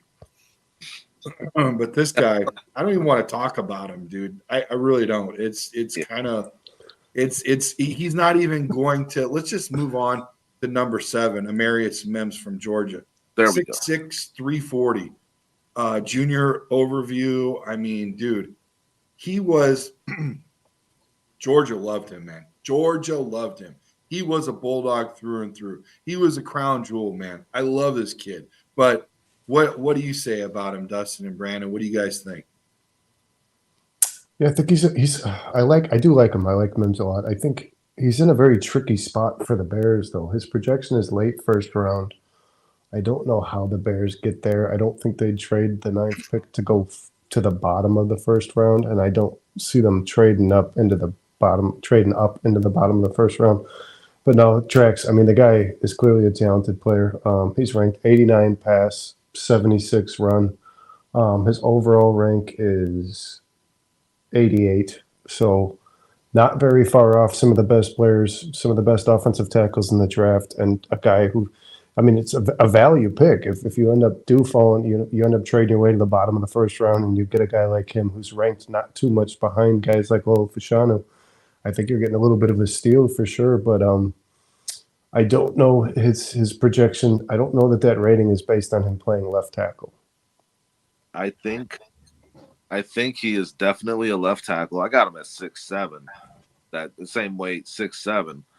I think he has the raw ability and talent comparable to some of these guys that are going top 5 in the draft. Like in terms of at his position, the amount of talent he has. He's had some injuries, he's missed some time, but the guy is super quick in pass protection for how big he fucking is. Yeah. And he moves people. I think almost a 37-inch arm span.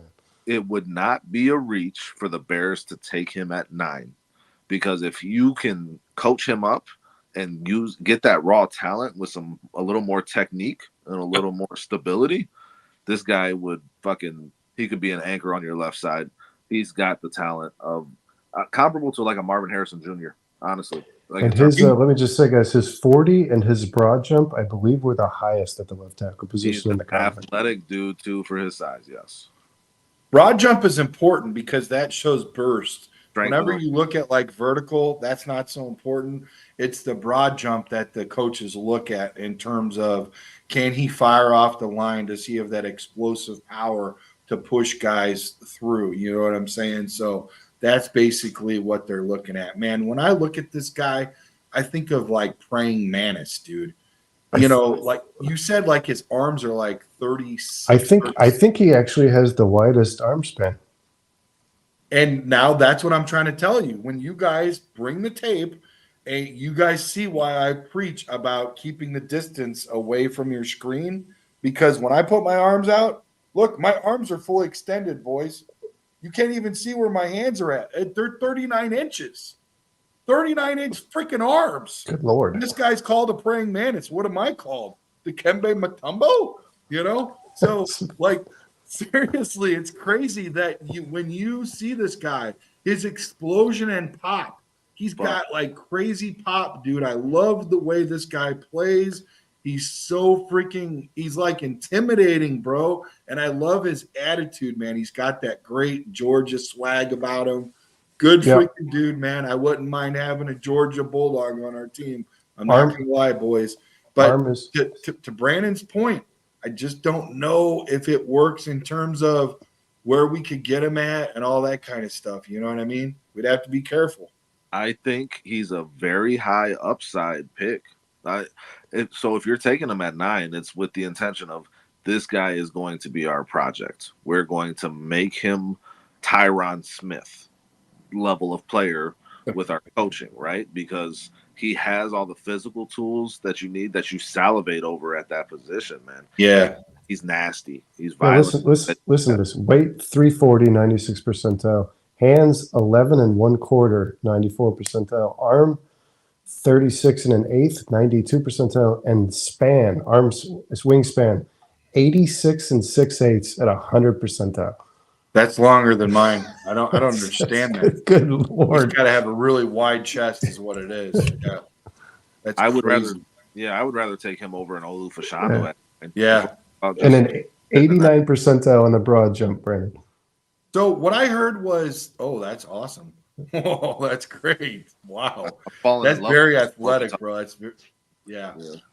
With the 810 snaps that he had through his career for Georgia, even though we're all at right tackle, I think his athleticism would allow him to carry over to left tackle. I think he could make it happen for sure. I would definitely trust him over there a lot more than the guy that we already have with Braxton Jones, but that's not saying much, you know? So I like that he's only 21 years old, dude. He's freaking young, bro. And his comparability is Tyron Smith, which is a five-time Pro Bowl, boys. I wouldn't mind that, you know. His 24/7 sports rating, and I really like 24/7 sports a lot more than ESPN when it comes to rating prospects, is 98 out of 100, 10 points higher than ESPN. But this guy's off the charts, measurables. Yeah. He's worth taking at 9, honestly. If you have that conviction that you can coach him, if you think you can help mold him, he's worth that pick because he has everything. He's got all the stuff you can't coach. Also, one of his highest player comparisons is Darnell Wright. Wow, I'll take that. Where's he ranked to go? Just in the first round? He's ranked at the bottom of the first round. Yeah, overall, he is ranked. Hold, give me one sec. I've seen him in it just says, usually it lists the ranking. It just says first to late first. Yeah. Oh, sorry. Overall rank 25th. 32. So if you could go back from 9, boys, to 18 or something like that, right? Maybe even like 23, whatever. I'm just pulling, numbers out. I'm not even thinking about 20th with the Steelers. Okay.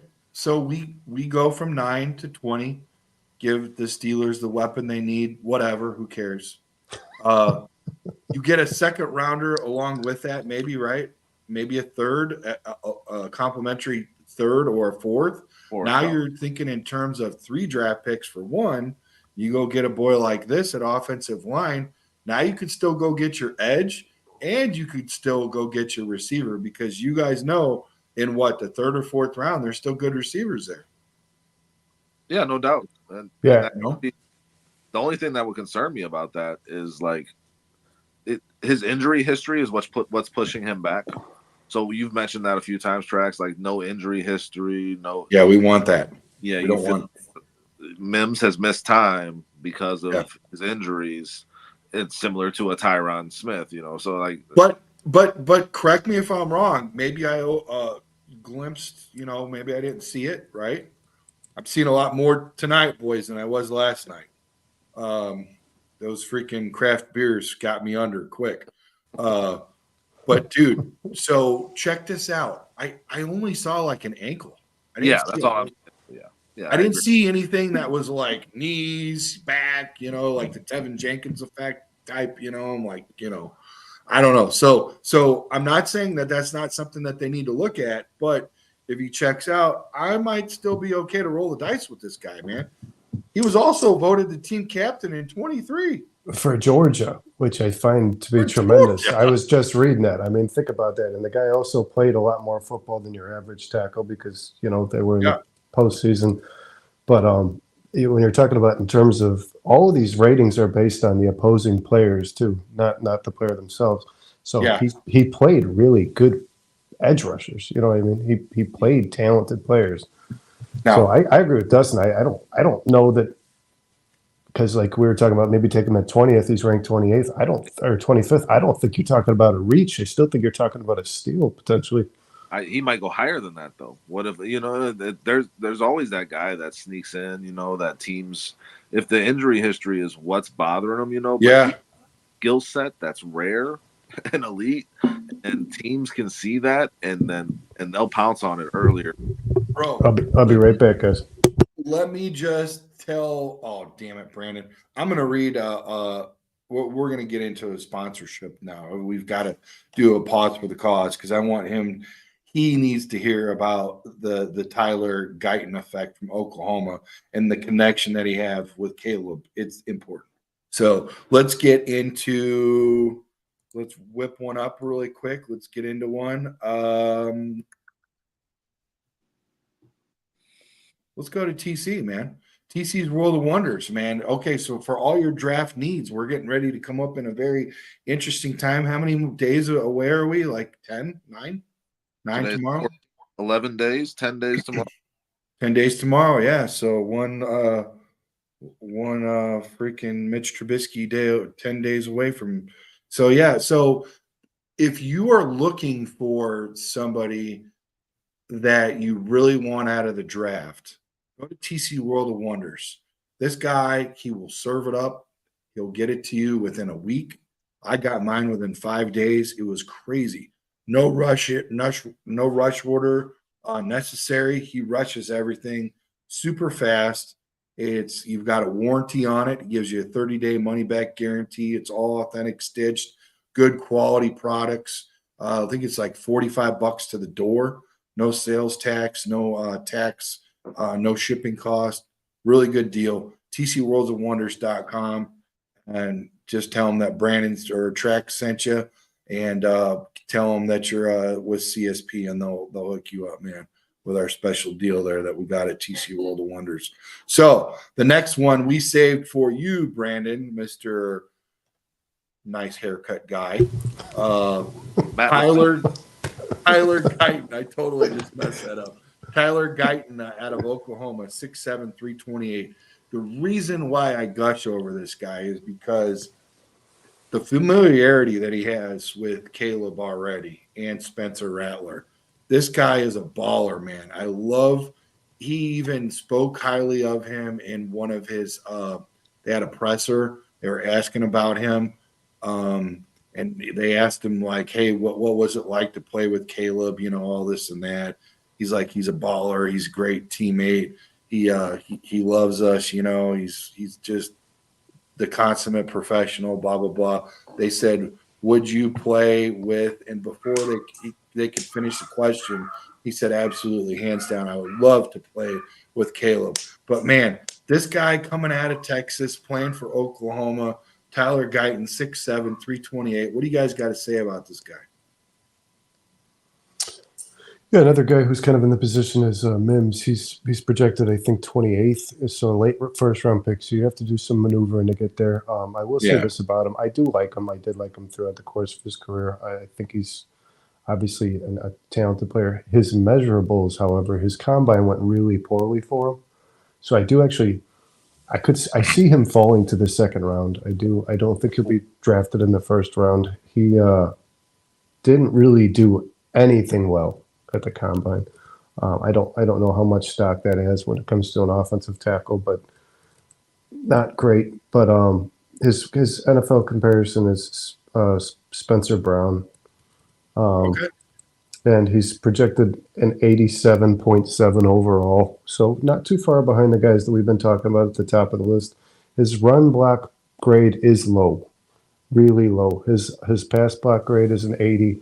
His run block grade is 67. I believe that is the second lowest of the top projected tackles in the draft. So obviously something that's going to concern you there. But again, size, I don't like. You know, like I said, you guys played the position. I don't know how the GM sees the height as a pro or a con, but it might get him into a little bit of trouble. Let me say he has monster size. He's super athletic for sure. So it's similar to Mims in those ways. But like you said, in the run game, he lacks that anger. He lacks that. He gets to the second level really well, but he's just not really good at moving people for his size when it comes to the run game. The biggest thing, the guys that I've seen with Tyler Guyton that I think would concern me and definitely will concern Pope is his own people in his building have called him immature. He doesn't work very hard. He has a lot of issues with those things that polls don't want to touch that type of. If he does fall to the second round, which I don't think he will, Brandon, he's going to go in the first just because of his upside, just because of his his physical abilities and his size. But if he were to, I guess he interviewed really well at the combine. You're saying he didn't test out very well, but apparently he alleviated some concerns. But when people in your own building are saying you're immature and lack work ethic, Yeah. that's never Yeah. a good sign, guys. No, it's not. It kind of rubs me raw when you're asked to do multiple things, but they knock on your work ethic because you know he consistently won during the one-on-one showdowns during the Senior Bowl Yeah. practices, and he won in workouts and all of that. Split time between OT and H back where at TCU, and that's what gets me. Like when you get asked to do another position and you're an H back at TCU, it's like you're obviously not as an H back to block, right? Even though potentially you're supposed to have some sort of blocking ability, you have some sort of like weaponry when it comes to offense, and he scored that touchdown. So I could see where it's got to be work ethic. It's got to be work ethic because you see all the measurables here. It doesn't make sense. I saw him, block in terms of over at Oklahoma. I just did not see him, I just did not see enough of the H-back stuff or whatever. But that does concern me. I'm kind of against looking at this guy. The only thing that I might float, depending on, how much clearance they give Caleb, is if he gives him the go-ahead nod. You know what I mean? Well, And if that has anything, if that comes to being like a final, like, hey, what do you got to say about this guy? You know what I mean? Because he did protect his six. He did protect his weak side, and never gave up a registered sack, Very Yeah. talented. And Very I'm not good. sure. I'm not sure he's going to be a player on the Bears board because he has played almost entirely at right tackle. Yeah. Yeah, that is a concern. You don't really want, but I still think like I was asked to play both sides, and to me, right side was it was more difficult than left because it's almost like and Brandon, the best way I can describe this to you, do you have a favorite side of the horse that you get up on, or can you do both sides? Always the left. Always the left. So have you ever tried the right? No. No, I get my girl would kill me. It's kind of like a skateboard or a surfboard or a snowboard. Either your goofy foot or your regular foot. You go try the other side. It's embarrassing. It took me a little bit of work. I did get to it. I did never feel right, but I did get to it. But a lot of guys can make that transition, and I'm with you, man. I don't know if that's something that we look at. This to me feels like an emergency plan, and I don't know that you would put a guy with these measurables at right guard. It just seems like too big of a human being. 6'7" at right guard. Yeah, no, I don't see that. I think he has what it takes to play left tackle if he gets his head on right and works at Yeah. it. But I don't think he's in the discussion for the Bears, like Brandon was saying. It's Yeah. fun to talk about. Yeah. Mims to me is a guy I would much rather have if I'm the Bears. I hear you. Let's knock on number 10, wrap this up, and then try to squeeze a quick little mock draft, man, just to get that itch out of our bellies. Jordan Morgan, Arizona, 6'5", 310. Redshirt senior. What do you guys got to say about Jordan Morgan out of Arizona? I didn't start learning a lot about him until we started doing more of these mocks. I mean, he's a very good pass protector. So, I mean, that's something that you like in terms of the value. Like you look at it like, could the Bears trade back into the second round if he were to be there? Or could they move some capital next year to get in there? So he's not somebody I really think about because he's not going out and right. And the Bears don't have a second round pick, which is where he's probably going to go. Yeah. But I love the fact that he's a really good pass protector, and he had this last season he really improved in a lot of ways to get better. So, yeah, stubby arms. I like how they say stubby arms here. But yeah, and I think this is a guy, Brandon, that you'd probably like a whole lot because you've mentioned it multiple times, and I know you guys both play the position. I know it's important for sure. The burst, his 10-yard dash he did a 10-yard dash in 1.7. The guy's numbers his measurables are kind of off the chart. I am with like Dustin said, I don't know a whole lot about him. I actually did really like that Arizona team throughout the season. I know I beat to death the Tetero McMillan, who I think is the best receiver next year's draft. But yeah, it looks like he's just a pure athlete, is what it's looking like to me. And those guys never hurt. You know, I think he's projected in the high second round. I think if the Bears were to find themselves there, it wouldn't be a bad pick. I think he's more of a finesse guy though than a tough guy in terms of that physical. Buck Nasty, I thought you were leaving. What is this about your balls itching a little? He came back to talk some shit, guys. Thanks for being here, Buck. Thanks, Buck. Yeah, no, but a 1.7 10-yard dash, that's impressive, man. For a guy who's carrying that kind of weight, man. I mean, talking about 300 and almost 15 pounds.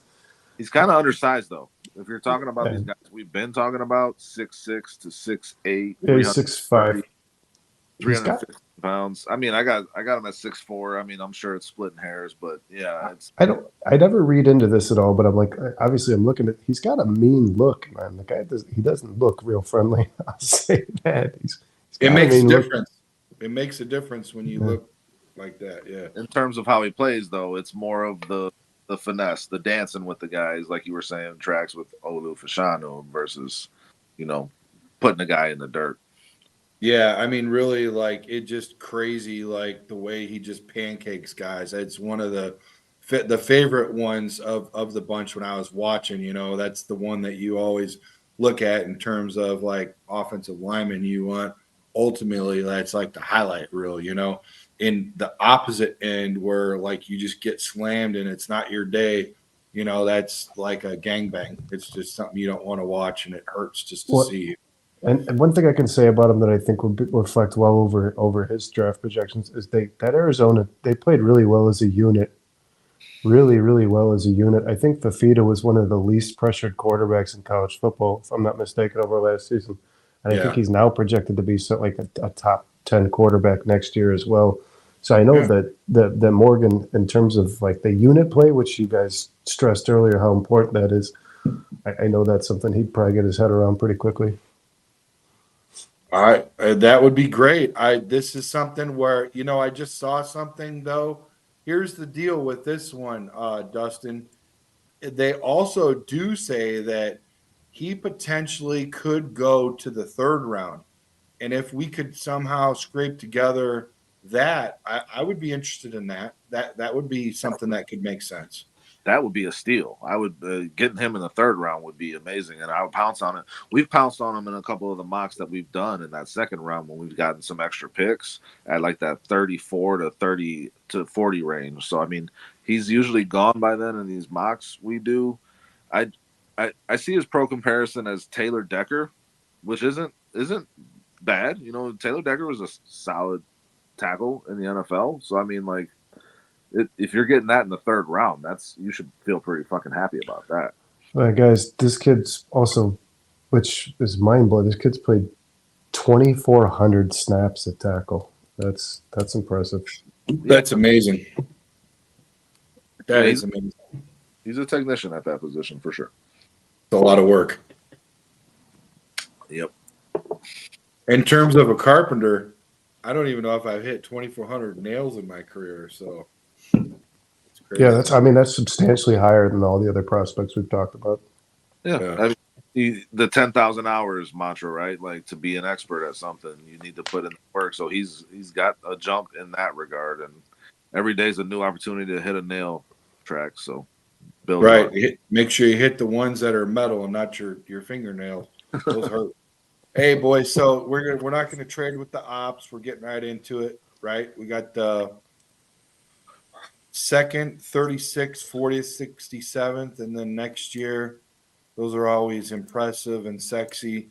I think we should just reject all these and get Caleb. Yeah, let's look at the offensive lineman. Yeah. Lines. the thumbnail's offensive line. This will be offensive line centric. So I agree. Let's do that. Okay, so we're gonna go ahead and draft Caleb, and boom, here we go, boys. At least to let you make your first pick, Brandon. Right? I know. I didn't get that, man. That's crazy. Okay, yeah. What do you guys think of trading back right here and trying to apply this Amarius Mims theory that we were talking about? I'm not opposed to it. We've all got to come to agreement if it looks right and it feels right. Is it wrong? Well, so between the three of us, guys, and we've obviously done an extensive amount of homework, reading, research, whatever you want to say, into these at least the guys projecting the top 2 rounds of this draft. Do we all have Mims like second on our, maybe behind Fuaga, third? Honestly, after our conversation we just had, I want Mims. Yeah, I think we kind of all have a lot of high regard for this guy, and he's ranked almost as well as the rest of these guys, but he's projected much further. And you're probably right, Dustin. It's probably due to injury, but I'd take a risk. Boys, I the only draft that really makes me get excited here, gives me goosebumps, is the Raiders. But I think I would like to try to squeeze in another draft pick, see if we could counter and get something else in like the 100, 112, 148 range. So let's see. Try for the 112, yeah. Yeah, let's try that first. We're going to have to add some draft capital from next year, I think, to make that work. Oh, do you? Okay, well, let's go ahead and get in there and maybe a third rounder next year or something like that to make that work. Okay. Go there. All right, here we go. Good job. All right. Way to be, Dustin. I'm here. I'm here for this. Dustin Poles. Hey, we're good. Here we go. We got another one.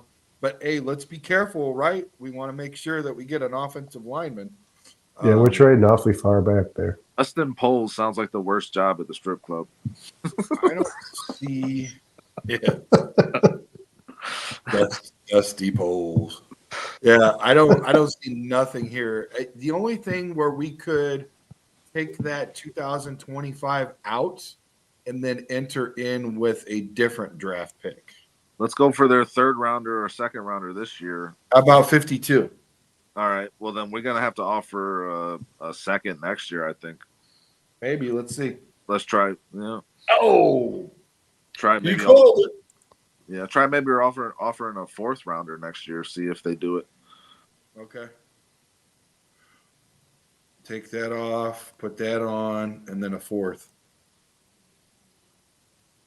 Oh. We're trying to get their second rounder. They're going to want at least the second rounder, at least. Think so? Okay. Let's see what we can do. What's the chat saying? Are they going bug nuts? Buck Nasty is. He's what the fuck you talking about? No way Morgan makes the third. Oh. But he's not really talking about much what we're I'm sure he would have a good trade idea here. Yeah. What are you giving him? Fourth. Don't give him anything this year. No. You're giving him pick 75 this year. Oh, I am? Yep. Good catch. How did that come? Second and the fourth. Next year's second and fourth. Right here, right? No, second. You're gonna have to add the second, I think. How about that? Okay. Give it a shot. Yeah. Damn it. This is taking a lot longer than I wanted it to. Should have just listened. All right. Let's go for their third rounder. Let's go for their third rounder and give them second our fourth round next year and our fifth round next year.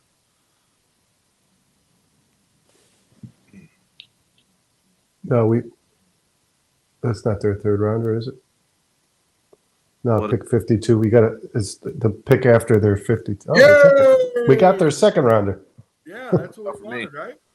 Hell yeah, good job. All right, I think this is Mims territory here, guys. I think this is where we gotta just reject. Okay, offensive line.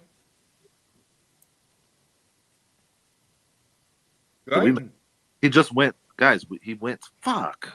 He It's went to the Jaguars, 17. 17. But hey, that says, I mean, this is obviously just a simulator, but I think Dustin might be right. This guy might have more Gonna get picked higher. stock than we think he does. Yeah. Yeah, I think Let's so. go after Guyton, boys. The immaturity level. Jordan Morgan's still there too. Yeah, that's But a at second. 30, we are gonna like really jettison down quick. So I Yeah. say if we're gonna do it, it's got to be Guyton, boys. Yeah, that really sucks. We missed out on Mims, man. That sucks. Yeah, and then Lathan was right there too, bro. Yep. That's that sweet spot. That 15 Yeah. to 20. These guys are going to start going a lot quicker than people are projecting, I think. Dude, Brock Bowers, freaking look at that. Jeez. Where's the reset button? I don't like this. I'm a little worried right. We just did all this work with the trades. There we go. Restart. We're going to have to get Mims a little earlier. Maybe just make the one trade. Yeah, just remember where we messed up because I'm like, what the hell? I got you. Those craft beers, Brandon. Yeah. Brandon's sober today, guys. I just cracked one open. All right. I can officially blame everything on that beer right now. Cheers. Caleb, boom. Okay, so we make the trade with the Raiders to 13. We get that extra pick, Go. and then we take Mims. The Raiders traded up in front of us. Damn it. They took J.J. McCarthy at 8. Let's Dude, try I'm all about this Cincinnati, though. Yeah, Look do at it. that. Let's do it. Let's do it. And then hopefully Mims falls. Come on.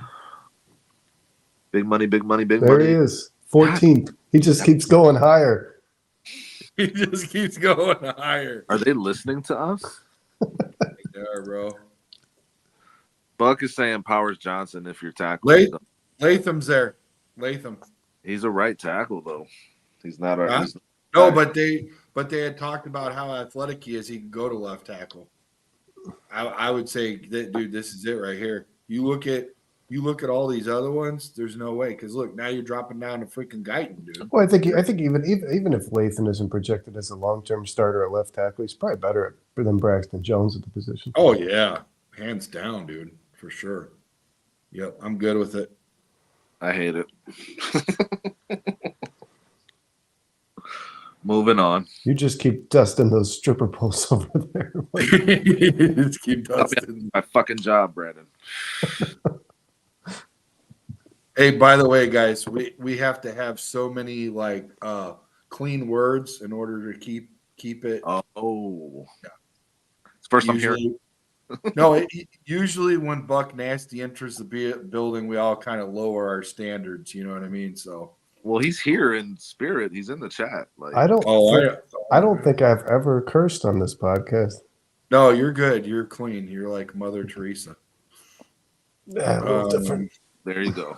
There you go, Brando. Good job, Mother Teresa. I don't know if I like that. All right, so we're obviously not going to go back-to-back offensive line. We could still wait a while and get Rosengarten or Karam later on if we wanted to. So now at 49, the picks that we have left are 49, 75, 80, and 122. Who are the guards available on the offensive line? What's center? I don't really like the guards, but at center – you have Bortolini, Bo Lemmer, and Cedric Van Pran. Are Haynes and Beebe still there at guard? Haynes is the guy if you're talking offensive line, I think. But we could go ahead. What do we got at wide receiver? Xavier Leggett. We like him. Troy Franklin is better than him.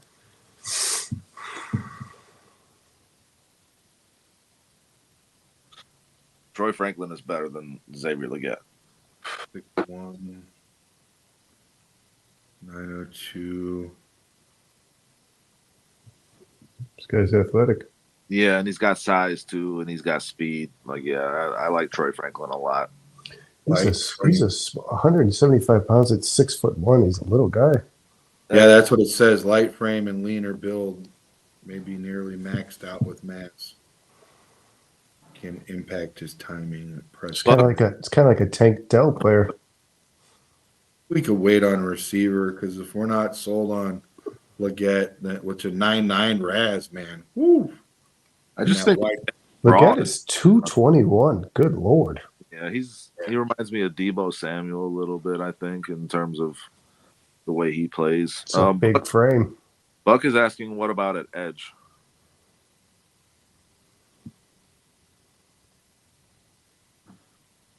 I think we're focused more like on the offensive line right now still. Christian Haynes. If that's the case, I go Christian Haynes here.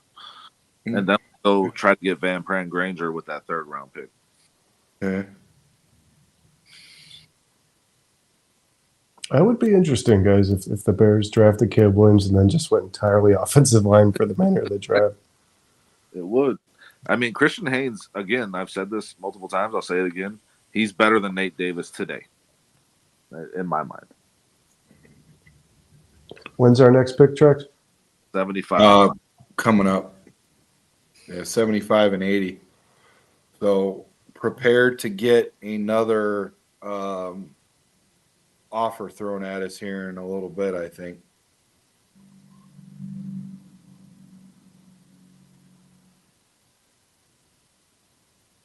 Yep. I don't like that. That's too far. All right. Getting back to it. Let's get to your centers. Bordellini and Bo Limmer. Buck likes Bordellini better than Limmer. I kind of like Limmer better than Bordellini, but I'm good with either one if we're stuck on center. What about, are we receiving right now? I like Bo Limmer too. I've heard a lot of good stuff about him and his size and ability playing at Arkansas and stuff. Actually, I've watched a little bit of his game. Is Roman Wilson on the board? Roman Wilson for wide receiver? Yeah. No. Jalen McMillan's still on the board. That's a shock. Great. Yeah. Bordellini sounds like a peasant Italian food, like macaroni and potatoes and like a soup or something. Like it sounds like a brand name of pasta. It does. It sounds like the boxed pasta. Yeah. Isn't it like Portelli? Isn't it like Portelli or something? The 138. We can wait a while for center, guys. Do you see another guard that tickles your fancy or another tackle? I would go Jalen McMillan here. If we're stuck on offensive line, then I'll look at that. But I would go Jalen McMillan here because we still need a slot receiver, and he fits really well into that role. He's really underrated, I think. Jalen McMillan? Yeah. Yeah, he's a solid player. Dealt with injuries across 2023. Struggles to say 100%. Mm-hmm. Well, that's here, I guess. I think him and Adunze were both make good pros, obviously. This is the guy that I heard that gives people the who was that Hines Ward feel? Jermaine Burton out of Alabama. Dirty chipbox? Love me some Hines Ward, man. Yeah, me too, man. That guy wanted to hurt people. He was a hell of a player, hell of a leader. Hell of a haircut. I think we could wait on receiver for a while, boys. What else is out? Well, let's look at edge and defensive. Wait, let's look at safety. Bullock's still there, but we could probably get him later, maybe. Yeah, I'd have Bullard right there if I was going safety.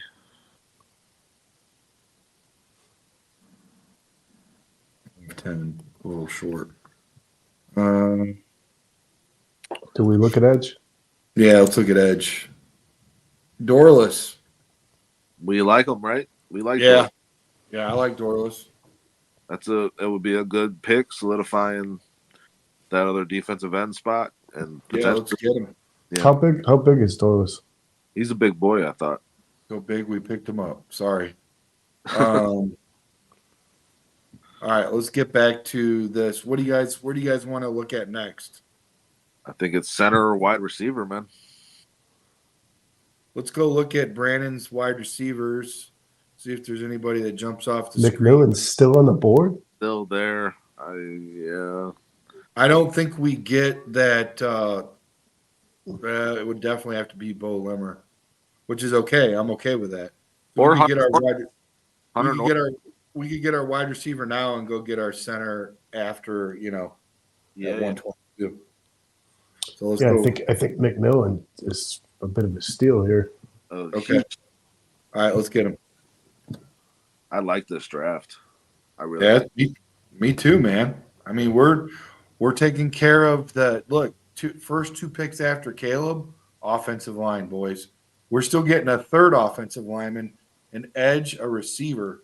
That's good, man. Yeah, I mean, I could very much see the Bears draft if they do acquire additional picks. I could see it going this way: 1 edge, 1 wide receiver, and just a plethora of offensive linemen. If they were able to trade back a few spots and get a Marius Mims, I would do a dance, and I'm not good at dancing. No, he's not. No, that would be a coup. All right, what are we doing now? We're looking at center, right, boys? Bo Limmer's still there. Look at us. You guys good with it? Oh, hell yeah. We just G'd this draft. G'd the draft. Yeah, we didn't even need you, Buck Nasty. Buck was agreeing with me the whole time. I thought that was kind of cool. I don't know if you guys. No. He agrees that you do desk stripper pose. AC, bear down.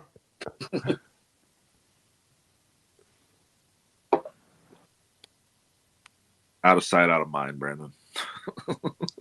I know. Dustin.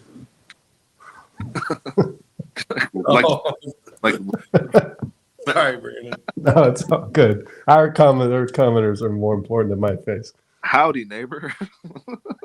Yeah. Wilson. Howdy, neighbor.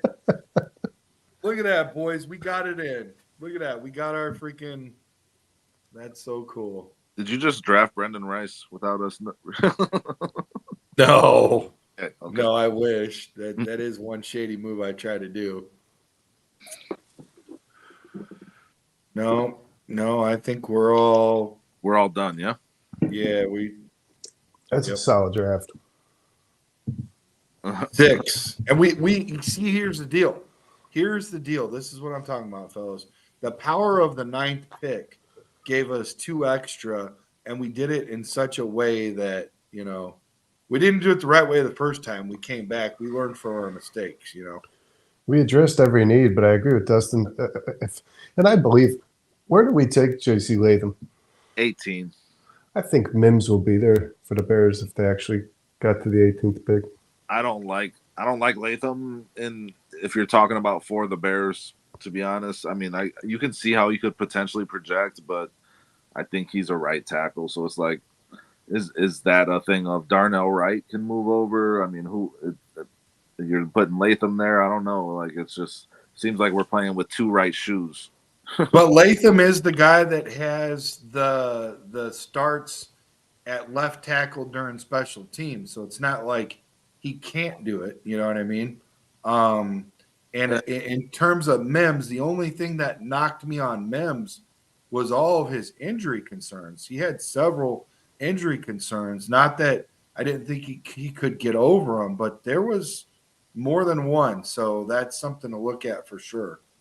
But yeah, a beast of a player for sure, man. I agree. I think Mims would be, if the Bears wanted Mims at 18, I think he'll be there. Yeah. Oh, I agree. Yeah, for sure. I think it would have been nice to get the Raiders.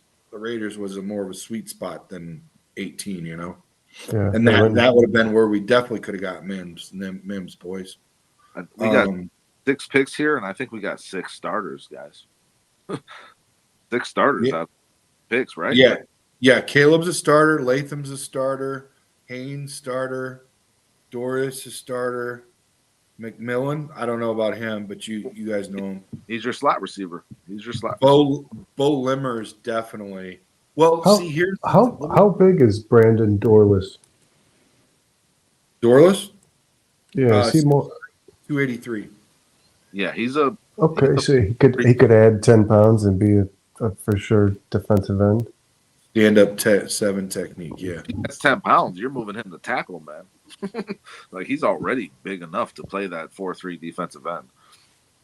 You know what I like about this whole? Isn't Miles Garrett like 300 pounds? Yeah. Well, in terms of that, look at like LeBron James.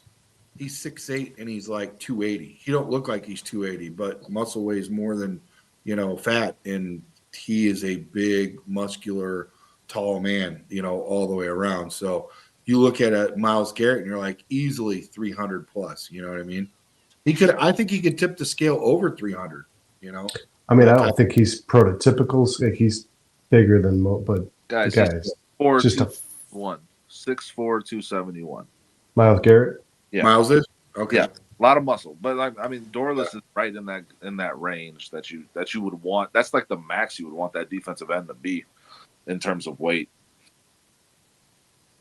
Yeah, it definitely was. It was interesting. I liked it, but I think that if we would have got the Raiders, it would change things. I think the only way it would have changed potentially was we would end up getting Mims versus Latham. You know what I mean? So yeah, and that makes a pretty big difference in my mind because I see Mims as a much better transition to left tackle. I mean, they both are athletic beasts and physical monsters, so you're not like losing much there. It's just more about like the technique and the footwork ability that matters more in that situation to me. Well, yeah. I think what affected our options at left tackle was Fashanu and Alt were both drafted top 10 in that mock. Yep. Yeah, and the Raiders trading up ahead to get McCarthy. Yeah. Good for them. Yeah, it was fun, boys. So yeah, it was a good breakdown of the offensive line. Hopefully, people out there got a better idea of what's going on in the top 10 offensive tackles and whatnot. Really, not a whole lot of time. We probably will break down the guards and the centers together. You know what I'm saying? Because collectively, you could get 10 out of the two groups. So, so Slim pickings for sure. Yeah, so we'll have to play around with the thumbnail and see how we can get our creative juices flowing and put that together. Again, tomorrow night is going to be a special night. We're going to have Dave Kaplan in the building. He'll be up here, and that's going to be exciting. And then Tuesday, again, we're going to have Lester Wolfong from Woody City Gridiron. He's the chief editor there. We've probably had him on at least a dozen times. So exciting to have him in the building. We're just going to talk about the draft and everything and try to sneak in a mock draft. I don't think he's really big on those, but he doesn't have a choice once he's here. But we got to get him in and out in 30 minutes. So we got to ask quick questions, hit him up hard, OG style. And then, oh, hey, look at this. By the way, there's a mock draft here. What do you think about pick number 9? Yeah, what do you think about pick number 9? What is this? What are you looking at? Yeah. What if we simulated it for you? What if we simulated it? We'll finesse it. You got it. Yeah, but they talk about great content when in terms of offensive line. This dude does his due diligence, watches a lot of tape.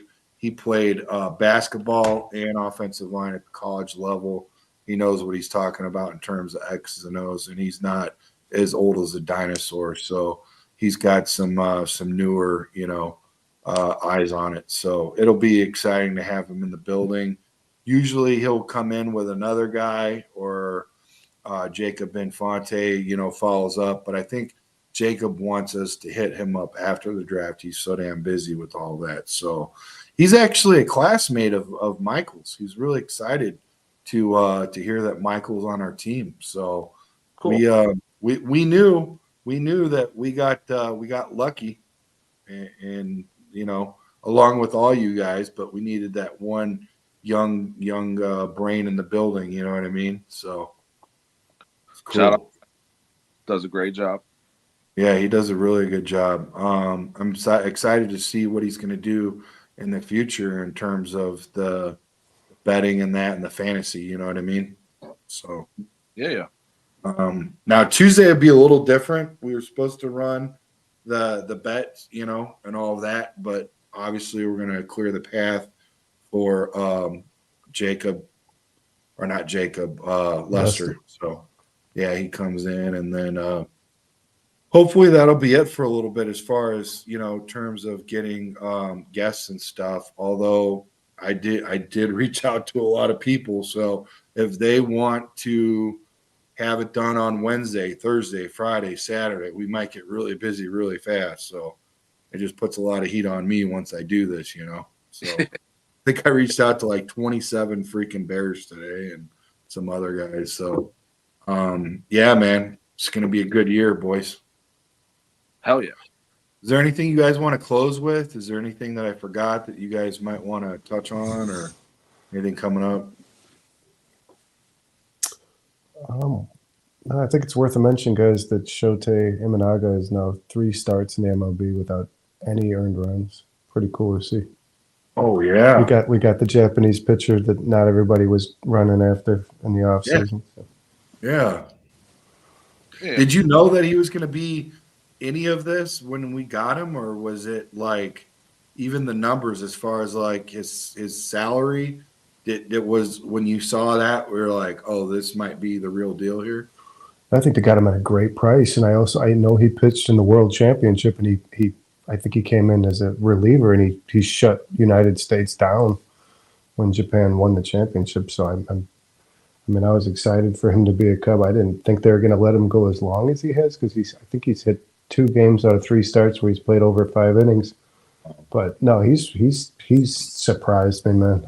There was a lot of hope, but also a lot of skepticism, and he has just hit the ground running. Boys, I mean that, and then hearing about that hockey player, that's great news. Laser, yeah. Yeah. I mean, I just wish the Bulls could pull something out. You know what I mean? It's like, geez. Yeah, you see a lot of bright spots in the future for a lot of these Chicago. The Bulls are not one of them. The Bulls are we've talked about it. They're stuck in this purgatory, and I still love them. And I've watched every team for as long as I've been alive that I can remember. I'll never stop watching, and I still have a lot of fun watching.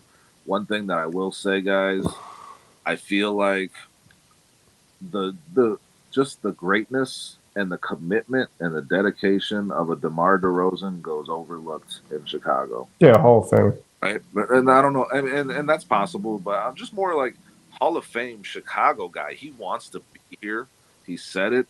He wants to. He plays his ass off every game. He's always willing to take the shot. He doesn't care if he misses. Right. I caught myself there, Tracks. I don't want to go over the limit on the curse words. Thank you. Yeah, but he's just a hell of a player. He's really fun to watch, and he's really committed to the city of Chicago and the Chicago Bulls team. So. Yeah, we've said it when we talk about Devin Hester. When you get the best at when you're the best at something ever.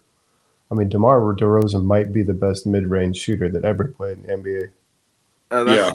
That's tough. That's debatable. I mean, but just in terms of this year with his clutch ability, the clutch points that he has, the amount of clutch minutes that he played, he's just really been a lot of fun to watch this year. And just because the Bulls are so meh, it goes overlooked, right? But I think we have to throw some respect and appreciation towards DeMar DeRozan because he's a guy that's here in Chicago really playing his butt off for all of us fans that love the Chicago Bulls.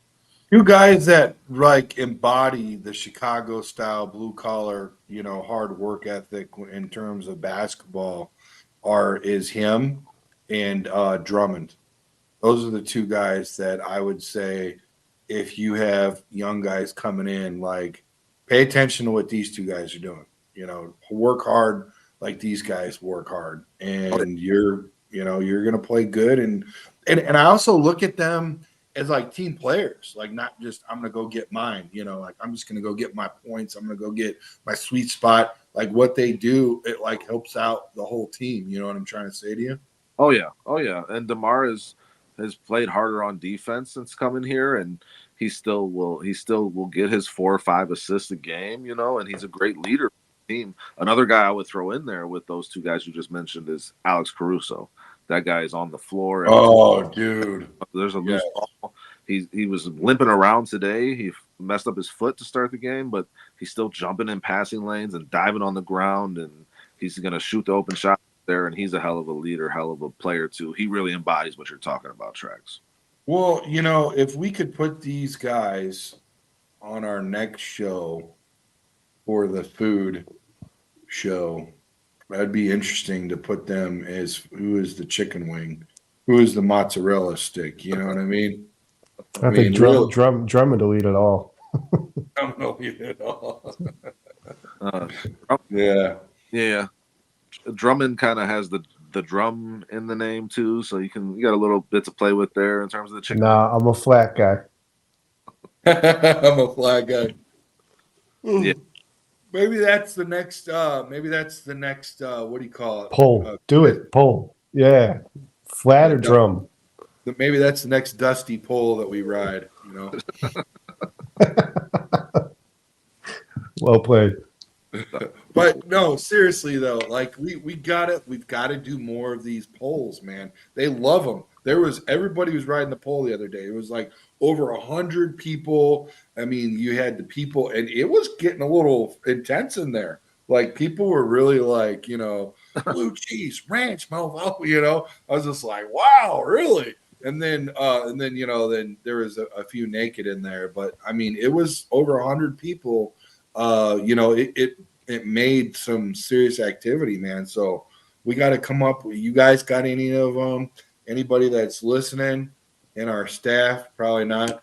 No, I would love to see the result on the drums flats. I really would. I want to see that. I would too. Because we mentioned it, Brandon. We mentioned it on the show when we had 5 people on here, and we got a pretty split crowd. I want to see flats. Okay, that's right. Right. I thought that. See, that's why it doesn't. Because I thought flats. I thought that was obvious. But deep dish versus flat. I mean, dude, it goes on. We could just have so many polls. It's gonna be fun, boys. This we're on to something, and I could feel it when we were having that podcast.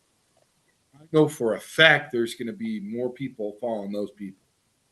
It's gonna get bigger, and I hope next time, Brandon, family first. Anything you got to do, whatever. But for the sake of the show, I hope next time we do this, you're available because we had a ball, dude. It was fun. Oh, yeah. It was one of the funner podcasts that I've been a part of, and I mean, it was just we just pulled it out of our tail. I got in late, man, but I restarted it once I dove in, and it was cool, man. It's I mean, obviously, who doesn't like it's food and sports, right? I mean, hand in hand. Oh yeah. Dustin said it's the international love language. It's out there. Everybody. I don't know who sits down to watch a sports game and doesn't have some sort of cuisine in front of them. You know what I mean? Yeah, like who's gonna sit down and be like, no, pass me the rice cakes. I'll go the next 3 hours without eating. Pass me the rice cakes and the raw honey. Dude. The rice cakes. No, I'm going to get some wings. Yeah, thanks. So, all right, boys. I think that's it. And like I said, keep your ideas flowing and creative juices flowing. Let's get some more of those polls out, and that's it, man.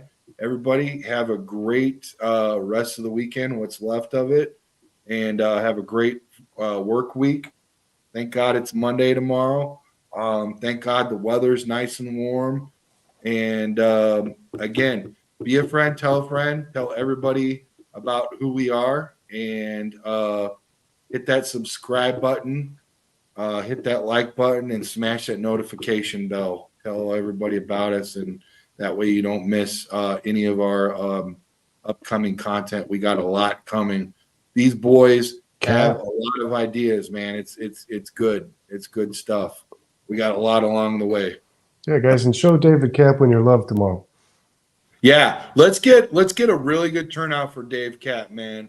I mean, He's been doing this for like 30 years. Give that guy what he deserves. yeah, we want a really good showing for Dave Cap. So Yeah.